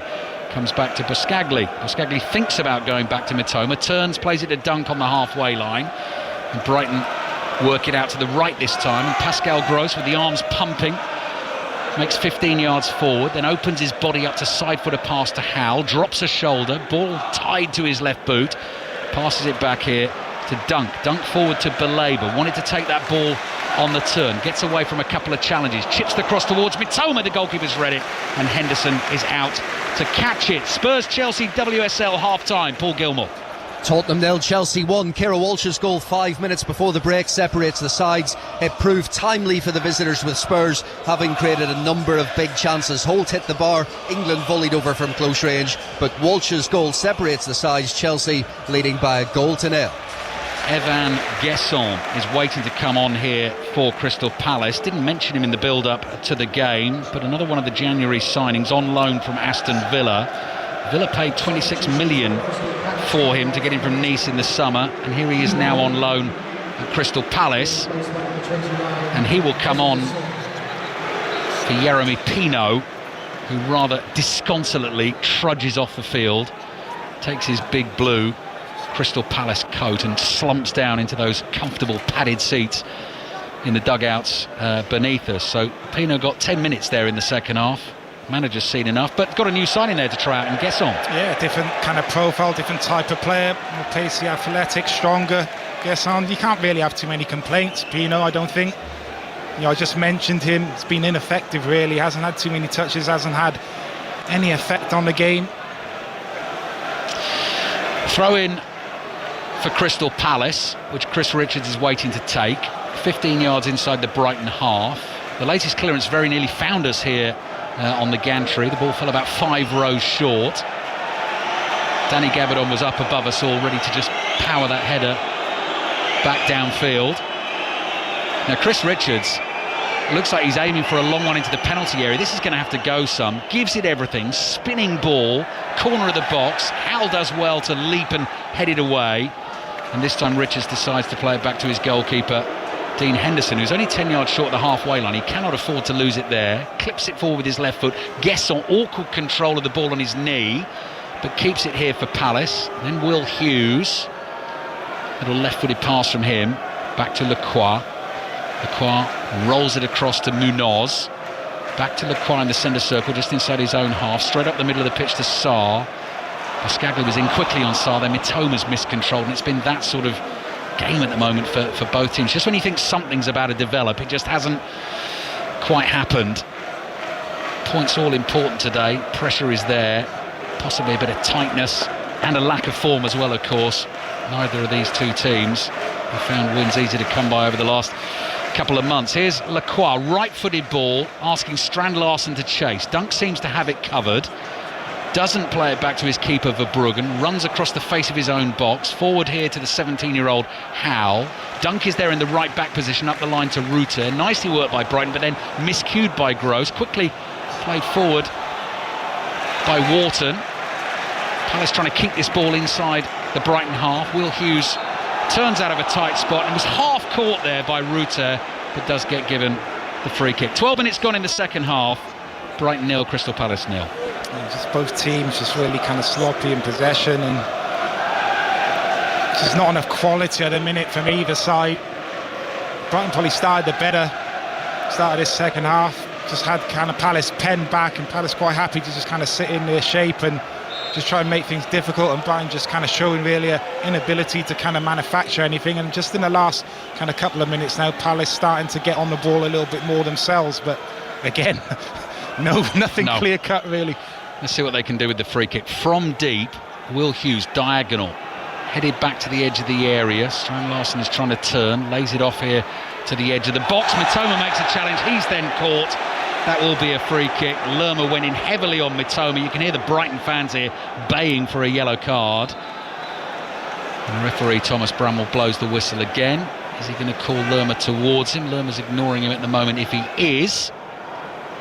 And that is going to be a free kick to Brighton, but I don't think it is going to be a card for the challenge. Yeah, I think he had Wharton there kind of in close attendance. If he wasn't there, I think he probably gets the yellow card for that, because that's a potential kind of counter-attack for Mitoma. But I think just with Wharton kind of being in close proximity, the referee just choosing to just give the foul.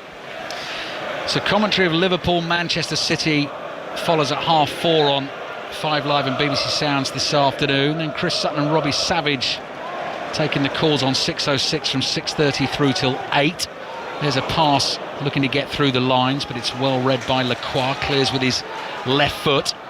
Gross takes that ball on the turn inside his own half. Back to Dunk. Dunk scrapes the ball under pressure from Strand Larsen back to his goalkeeper Verbruggen. 8 o'clock tonight, half an hour of the Wayne Rooney Show, which you can also subscribe to as a podcast on the BBC Sounds app. Then the Premier League review is at 8:30. And then later on this evening, if you enjoy your American football, it's the Super Bowl coverage on 5 Live from 11 o'clock. Challenge inside the Brighton half, beg your pardon, in the Palace half. Centre forward Kostulas wanted a free kick for that from Lerma. Referee's not interested. Palace throw. They will start to play out from the back. And we're in another little lull, I would say, in this game on 5 Live at the moment. Lacroix not quite sure what to do there. Corner of his own box. Kostulas was closing him down. Cleared up towards the halfway line. Knocked up in the air. Strand Larsen heads it to his right. Munoz keeps that in play. Hooks it over his shoulder. First time ball down the right looking for Sarr. Chested down well here by Gesson, and Gesson might be able to find Sarr in the middle. Here's a chance for Crystal Palace, and Sarr's taken it with his left foot into the top corner. That's come out of nowhere in the second half, but it's the game that these fans want to win the most, and Ismaila Sarr, in a game of low quality so far, has found a good finish with his left foot. It's Brighton 0, Crystal Palace 1. And as you say, ABB, it comes from nothing really. It's just a long ball forward by Palace. Lewis Dunk, he's kind of backpedaling, he's on the stretch, and he just kind of nods the ball down into a midfield area. The substitute Gesson gets onto it, and he does a really good job of kind of protecting the ball and driving forward. And then Sarr just makes a really kind of intelligent run in behind. Nobody tracks him from a Brighton perspective, and he's kind of in on goal. He gets laid in, and he shows great composure, takes that kind of extra touch into the 18-yard box, and he just fires it with his left foot high over Verbruggen. It's a really cool, calm, composed finish. Actually hits it against Verbruggen, but he's not able to stop it. He's that close to him. But a goal from absolute nothing, a game that's been lacking in quality. Finally, we get a bit. Oliver Glasner punches the air in delight. Palace in front, away to their big rivals. Ismaila Sarr with the crucial goal. 10th of the season in all competitions, 5th in the Premier League. And it's a well-taken finish. And as Danny was just describing, the sort of Brighton defence, the centre of it just disappeared. Boscagli was upfield. Dunk couldn't deal with it on his own. Gesson did well to play it into Sarr, and Sarr completed it with the finish. So half an hour to go in the game. Brighton 0, Crystal Palace 1. If Palace win the game, they will go to 32 points, and they would be up to 13th in the table. They would go above Spurs and Brighton, who they're playing right here. Brighton 0, Palace 1. 4:30 full commentary on Liverpool against Manchester City at Anfield. Our correspondent John Murray has the team news. Well, Liverpool, same team that started against Newcastle last weekend. Manchester City, 5 changes from the League Cup in midweek. So Donnarumma and Gay are back in. Captain Bernardo Silva is fit and starts. Rodri and of course Haaland come back in. So Shirky only a sub again, with Foden, Reinders, Ake and Gonzalez all back on the bench. Thank you, John. Highlights of all of it. Match the day tonight. BBC One at 10:30. So Brighton 0, Crystal Palace 1. As I said in the first half, Brighton just 2 wins in the last 13 Premier League games against Crystal Palace, and Palace did the double over Brighton last season. Cross into the Palace area. Munoz clears on the half volley. Nodded forward by Kadioglu. Trying to turn on the edge of the box is Ruter, and the free kick's gone against him. He went to ground initially. Wharton's gone down as well. Frustration building inside the Amex. Brighton 0, Palace 1. Danny Gabidon. Yeah, I think it's Kadioglu who needs to do better in terms of that goal. You know, Dunk's kind of on the stretch. He nods the ball down into an area. They don't pick up the second ball. Gesson does, but Kadioglu kind of comes across from that right-back position. And Sarr makes a really intelligent run off the back of him. He has to track that run. He gets attracted to the ball. He's looking at the ball. He comes across. He allows Sarr then to run off the back of him. And there's just a massive hole in that central area. And he gets played in, Sarr, and it's a very easy finish from him in the end. Just the one defeat in the Premier League so far this season at home for Brighton. That came against Aston Villa. They find themselves behind against their big rivals here, Crystal Palace. Ismaila Sarr with the goal. Mitoma plays out from inside his own half. Ruter's ball is deflected, but here's the centre forward. Kostulas racing in the area, hits that well. Good save by Henderson. Got down, blocked the shot with his legs. Brighton desperately trying to win that back high up the field. Have they conceded another free kick? Yes, they have. Rash challenge just outside that Crystal Palace penalty area, trying to win that ball back. So Crystal Palace will get the free kick and they lead 1-0. Yeah, good save from Henderson. I think this ball in behind from Ruter, I'm not sure if Kostulas actually would have been able to get onto it. I think it was initially played too hard, but Lacroix actually tries to cut it out, takes the pace off the ball. Kostulas is in on goal. He's on a slight angle, which probably allows Henderson to know where that shot's going to go, because he's trying to open out his right foot and bend it into that far corner. It's the only finish he really has, and he just sticks out that left leg, makes a really important save. Diego Gomez is getting ready to come on for Brighton. I think Danny Welbeck as well, and Yankuba Minte. Looks like a triple change being made by Fabian Herzler with his team a goal behind in the game that means the most. Munoz is appealing for a corner for Crystal Palace, and referee Thomas Bramall agrees in his lavender shirt, right arm raised high, points towards the corner flag there. So 25 minutes to play in the Premier League. First of 2 commentaries on 5 Live's Premier League Sunday this afternoon. Liverpool, Manchester City on the way. We've just had the team news from that. Crystal Palace leading 1-0 here at Brighton. Will Hughes dummies to take a short corner for Palace in his golden shirts this afternoon. Lurking on the edge of the penalty area is Gesson, who's come on and on his debut has created the goal for Crystal Palace. Hughes, it'll be an in-swinger from the right. Zip and pace on that, headed over the bar. Jefferson Lerma got up well, good contact on the ball, flying over the crossbar, and it goes behind for the Brighton goal kick. So the changes will be as follows. Diego Gomez coming on for Carlos Baleba. Harry Howe, the 17-year-old, will make way for Yankuba Minte, who obviously plays in that position regularly. He's been struggling with a bit of a knee problem recently, and Danny Welbeck is going to come on for Maxime de Kuyper.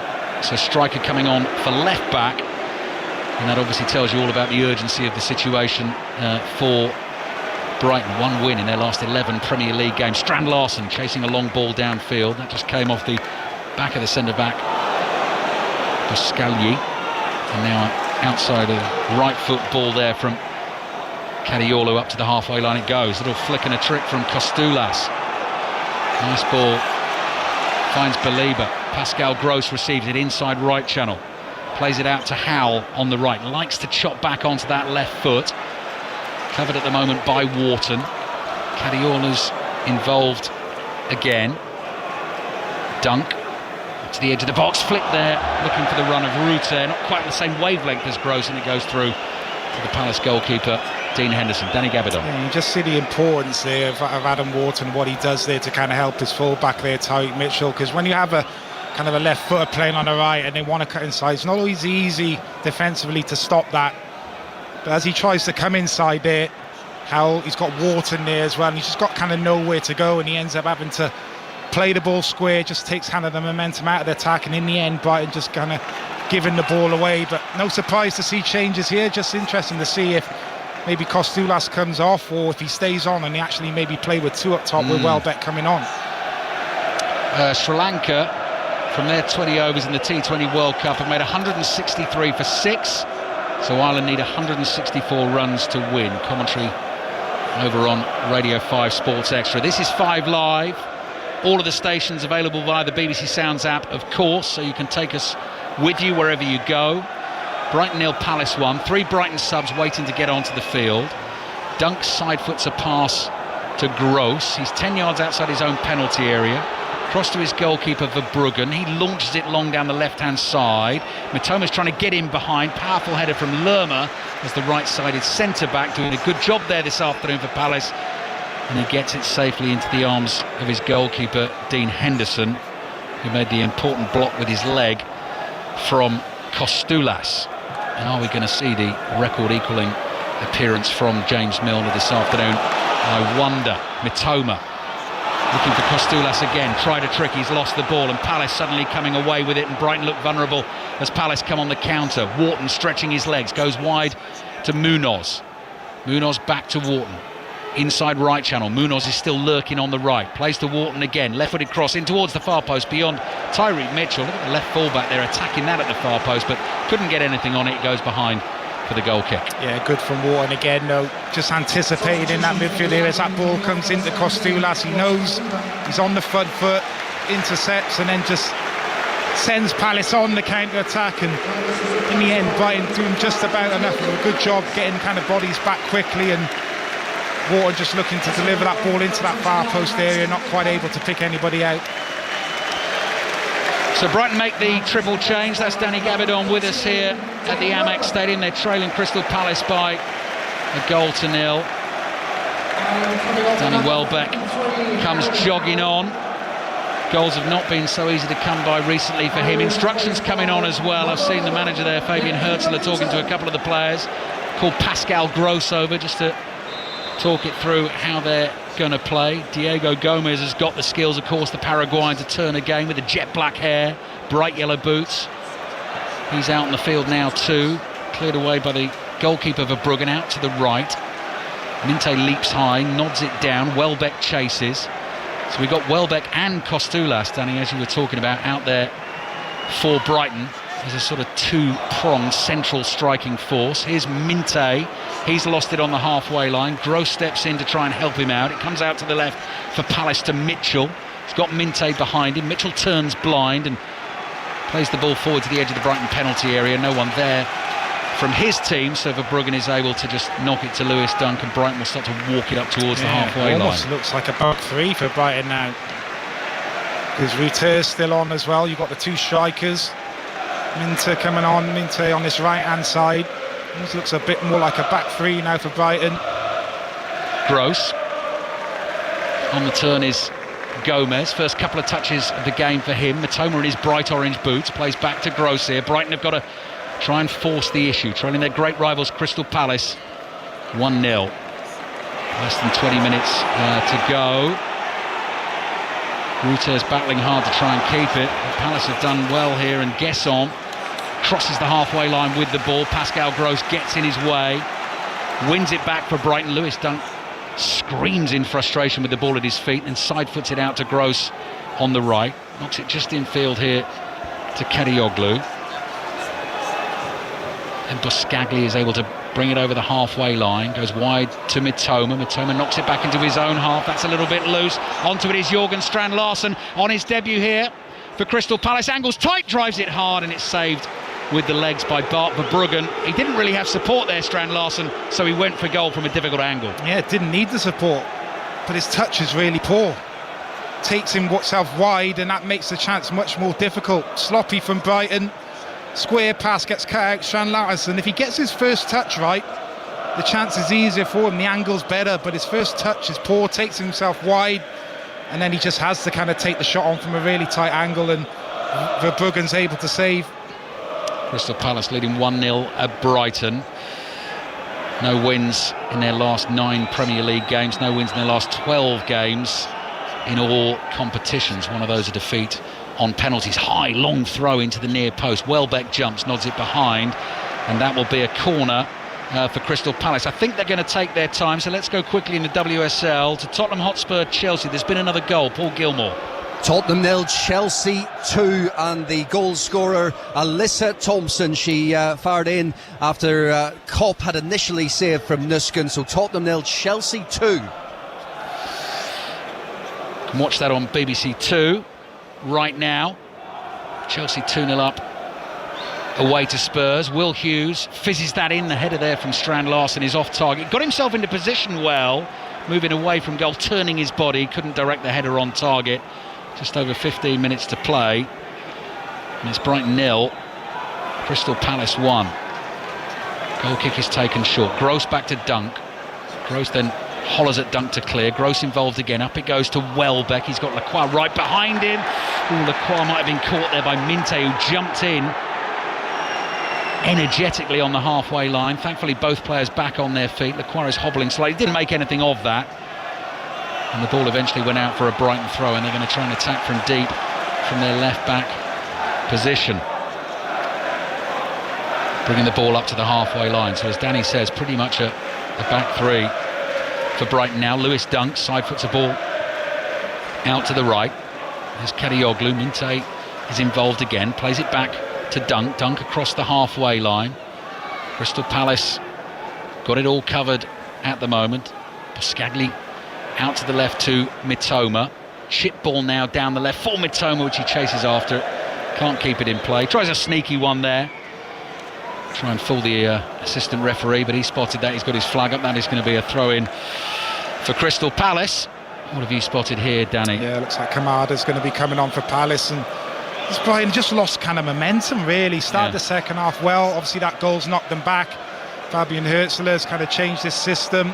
Substitutes coming on, and not really got anything going yet. Quite comfortable for Palace. They're just quite happy to, as we know they like to do. They'll sit in that shape and just make things really difficult.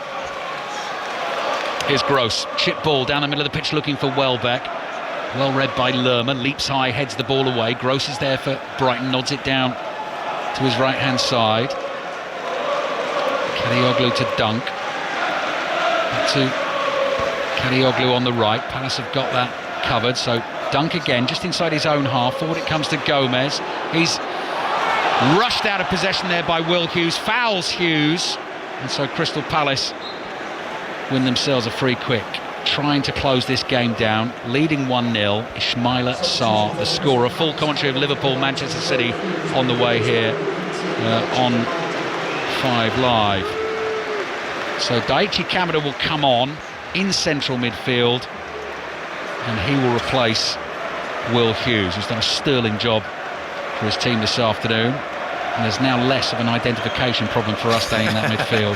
Definitely helps, but as you say, has done a really good job alongside Wharton. They've done really good at kind of being on the front foot and stepping in. You know, when Brighton have looked to play through those lines, they're really on the front foot and looking to step in and tackle and intercept. And in particular, kind of Ruter, who's been really kind of hit and miss this afternoon. You know, he's shown some nice touches, but too often been caught on the ball. Boscagli's been caught on the knee. He was bursting forward for Brighton from the halfway line. Referee Thomas Bramall quite rightly has spotted it as a foul. Boscagli is still down, seemingly in some pain. Mitoma and Munoz stand over him, and actually he's going to need a little bit of attention here. So that's going to be a stoppage in the game. We're into the last 15 minutes. Brighton 0, Palace 1. And so the Brighton physios come racing across the pitch as quick as they can. I can see Bart Verbruggen has come over to the sidelines for some instructions as well. We were speaking to Johnny Cantor, who covers Brighton week in, week out for BBC local radio here, and was talking about what a big week it is for Brighton in terms of their season. So Villa away on Wednesday, Liverpool away in the 4th round of the FA Cup. We'll have commentary on that on Saturday night at 8 o'clock. And here they find themselves 1-0 down against Crystal Palace. And if Palace win the game, they go a point above Brighton in the Premier League table. Just seeing replays of the goal again, which, as you say, Danny, Verbruggen got a hand to but couldn't keep it out. Brennan Johnson still yet to come on the field here for Crystal Palace. We're okay again though. Gomez is ready to get going for Brighton. Ball back in play. Brighton need to find some rhythm,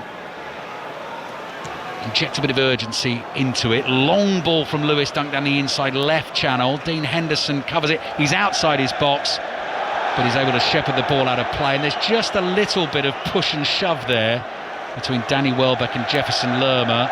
And Maxence Lacroix, just to stir things up a little bit, sort of just cuts across Welbeck's path to give his teammate a high five, and then encourages the Crystal Palace fans behind the goal to give it some. It's not been the best game, Danny, but we know what it means. We know what it means to both sets of fans and both sets of players. Yeah, we certainly do, and we know what it'll mean to Crystal Palace if they can hold on to this result with the form that they've been in. And they'll have to do better than that, Brighton. It's just a long punt forward. Lerma's able to kind of shepherd that over the line, and Welbeck just kind of nudges into him and just irritates him a little bit there, and Lacroix just kind of coming across as a bit of kind of backup for his teammate. Pascalier clears on the half volley, deep into the Palace half. Lerma's under pressure on the turn, and Welbeck comes thundering in, wins the ball with a hefty challenge, and it goes out for the Crystal Palace throw in the right back position. Just over 10 minutes to play. Brighton 0, Palace 1. A little bit of afters going on there as well. Danny Welbeck wants Crystal Palace to get on with it, but they've got no need to do that. Another goal at Ibrox. Kenny Crawford. 82 minutes gone, Rangers 7, Queen's Park 0, and this time it's Bojan Majowski, the North Macedonia striker. He's been running around all day wondering why on earth have I not scored. He's eventually got one. A nice header flicked into the bottom left hand corner. Rangers 7, Queen's Park 0. Right, double change coming for Brighton. Jack Hinchelwood is coming on, and Matt O'Reilly, who's been out on loan for the first half of this season, is going to get in as well, get onto the pitch as well, and that will mean no James Milner for Brighton today. Daniel Munoz has just been booked as well, well spotted by producer Rob Nochman. So Munoz has gone in the book. Will Hughes booked earlier on in the game, but he's already been taken off. But yes, James Milner is going to have to wait for that record equalling 653rd Premier League appearance. Dazzling dribbling from Mitoma in the inside left channel, and listen to the noise now inside the Amex. All he's done there is won Brighton a corner, but they need something to cling on to here, Brighton. The belief that their team can get back into this game. 10 minutes left in it, plus added time. Brighton 0, Crystal Palace 1. Just the one defeat at home in the Premier League so far this season for Brighton. Heavily breathing Lewis Dunk on the centre spot there. Starts to make his run inside the 6-yard box. Gross takes the corner into the near post, headed away by Strand Larsen, thumped away by Daniel Munoz on the bounce. Gross goes chasing back for Brighton, but the ball is going to run out of play, and he'll take the throw very quickly. No Palace player inside the Brighton half. They're going to be absolutely desperate for the win here. No win in the last 12 in all competitions. It's been a while. Trying to get away down the left-hand side is Daichi Kamada. He's tackled. The ball goes out for a Crystal Palace throw. So yes, Palace's last Premier League win. 2-1 at Fulham on the 7th of December. Last win in any competition, 3-0 at Shelbourne in the Conference League on the 11th of December. Ruter comes off. Matt O'Reilly comes on. And Kostulas comes off to be replaced by Jack Hinchelwood for Brighton. Game is back underway into the last 10 minutes. So Fabian Hürzeler has made all the changes. Pass back into the Crystal Palace penalty area. Dean Henderson, the goalkeeper, in bright orange, side foots it away to Lerma. Here's Munoz to Lerma. Back it comes to Henderson.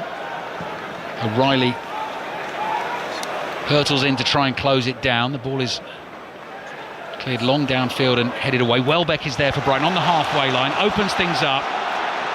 You can hear that roar of excitement from the Brighton fans as they start to attack, and then the pass is loose again. Doesn't find Minte on the right hand side. Mitchell is able to intercept and knock the ball out for a throw-in to Brighton. Here's Gross, just tiptoeing forward, ball at his feet.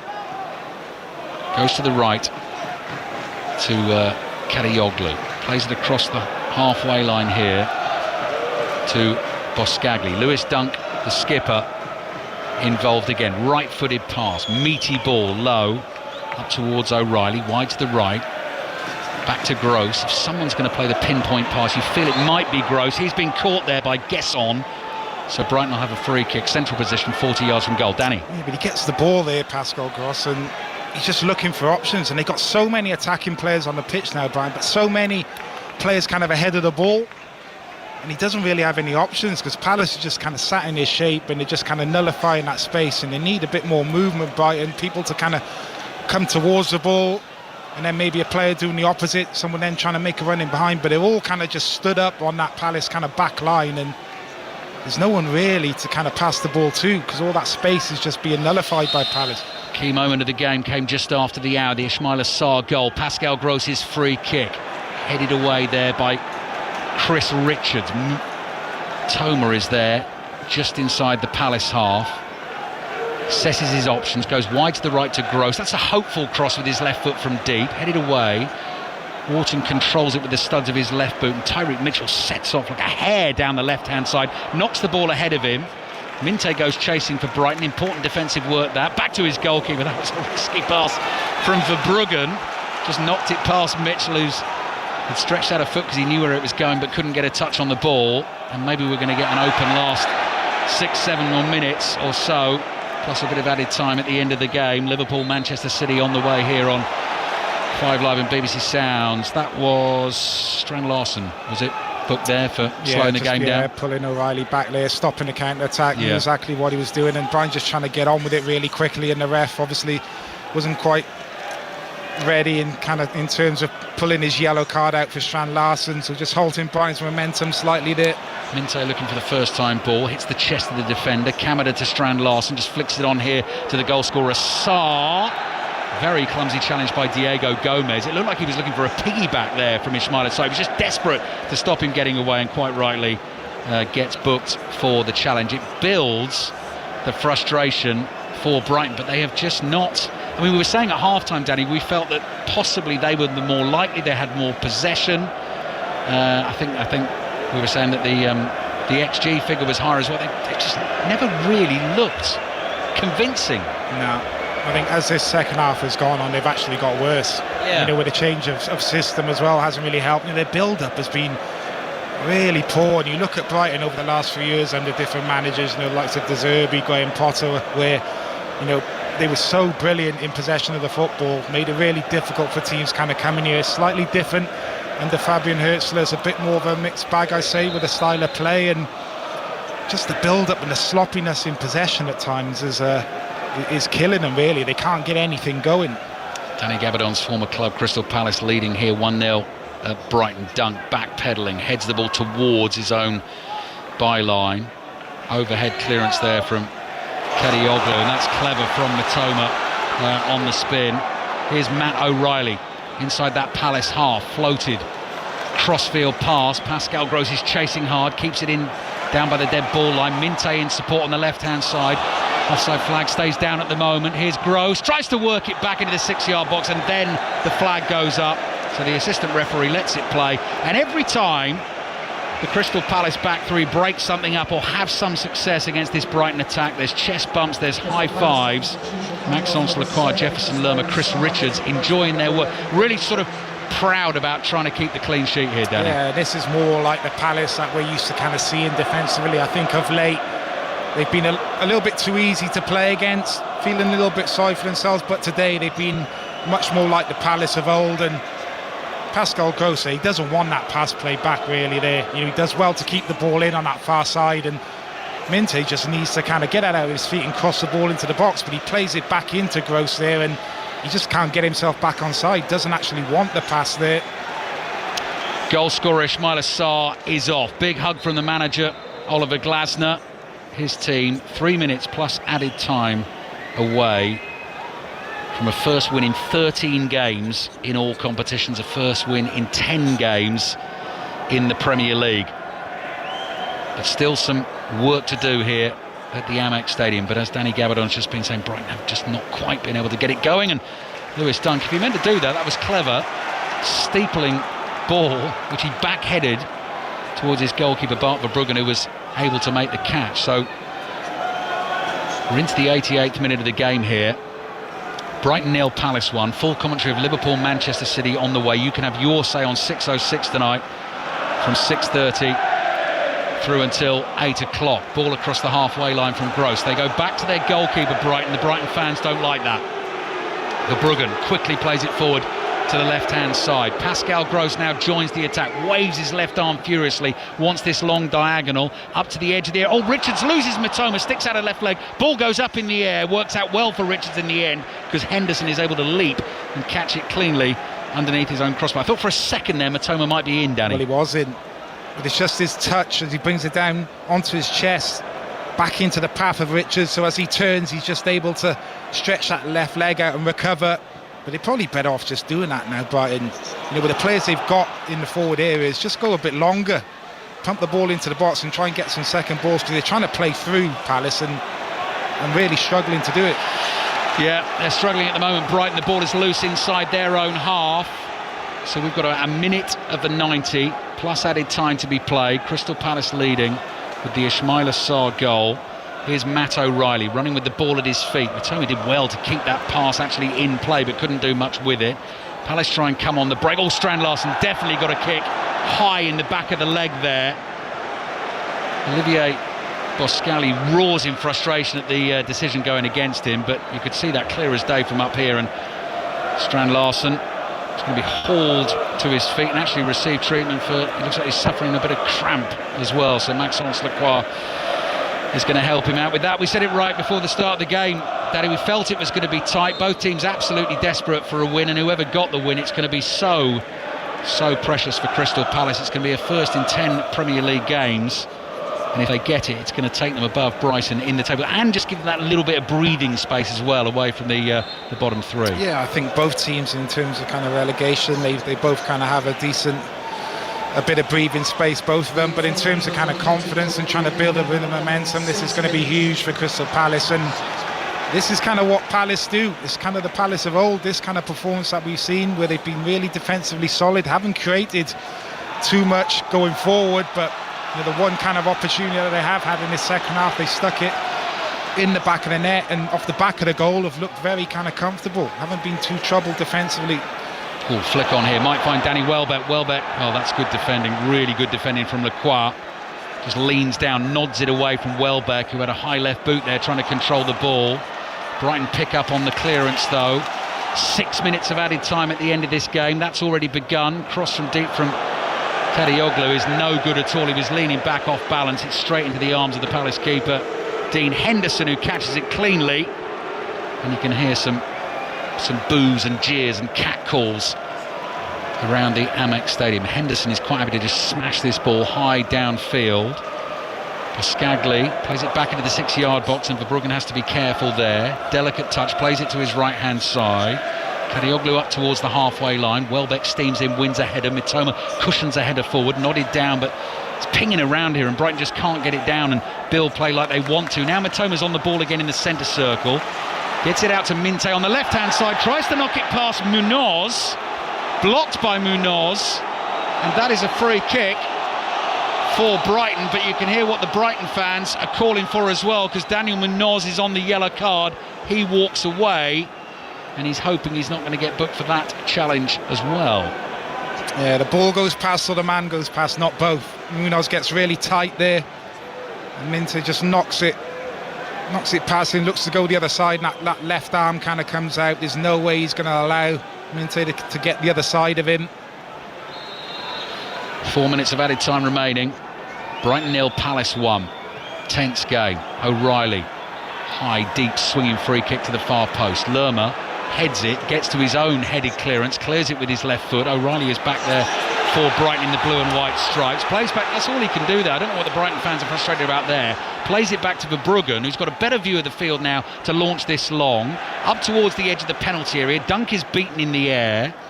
Getting onto the ball is Kamada for Palace, and then the clearance from Richards is blocked by Lewis Dunk. It goes behind for the goal kick, and there is just over 3 minutes to play, and Crystal Palace are doing a very good job of trying to shut this game down. Yeah, they've been brilliant since the goal. Been brilliant how they've just kind of shut this Brighton team down. Brighton trying everything, substitutes coming on, they've changed the system, but it really hasn't affected anything from a Crystal Palace perspective. Even Lewis Dunk now is going to be doing a job up front for the remaining minutes. But Brighton just really poor, very much what I've seen from the last few home games. Just lacking ideas, lacking creativity. I don't really see what they're trying to do in terms of their build-up, how they're going to manufacture chances. If Danny Welbeck's not getting on the end of something, you're wondering where the goals are coming from. It's going to be 1 win in 12, and that win came against Wolves, and Palace are going to go looking for a second here. Munoz inside the penalty area with the cutback. Strand Larsen, good save by Verbruggen. The ball spills loose, and it's hacked away for now to the edge of the area, and Danny Welbeck is there to save the day for Brighton. Lays it off, and Brighton come again. 3 minutes left in the game. Lewis Dunk is up there on the right wing now, chasing this ball. Still he's going. Back pass from Lacroix to his keeper, Henderson. Dunk arms pumping, trying to close it down. Palace play it out to the right to Daniel Munoz. Strand Larsen, a couple of chances in this second half to mark his Crystal Palace debut with a goal. Couldn't quite do it there either. Should have killed the game off. It's a great chance. It's a poor finish. Great cut back from Munoz. And he's running onto it and he's looking to side foot it. I look, he's trying to find the corner, but he doesn't. Just hits it straight at Verbruggen. Oh dear. Long ball downfield. Brighton fans very unhappy with that. That was Buscagli, the centre-back. Hopeful one down the channel. And the Palace defenders are just able to let that go. It drifts behind harmlessly for the goal kick. Palace fans absolutely loving their afternoon behind Dean Henderson's goal away to our right. And time is running out for Brighton. It's going to be 1 win in 12. That win against Burnley. This will now make it 4 draws and 7 defeats for them. And more painfully for the Brighton fans, Crystal Palace are going to go past them in the Premier League table as well. Ball is dropped down inside the Brighton half. 90 seconds to play.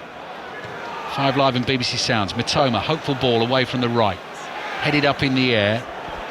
Nodded away towards the halfway line.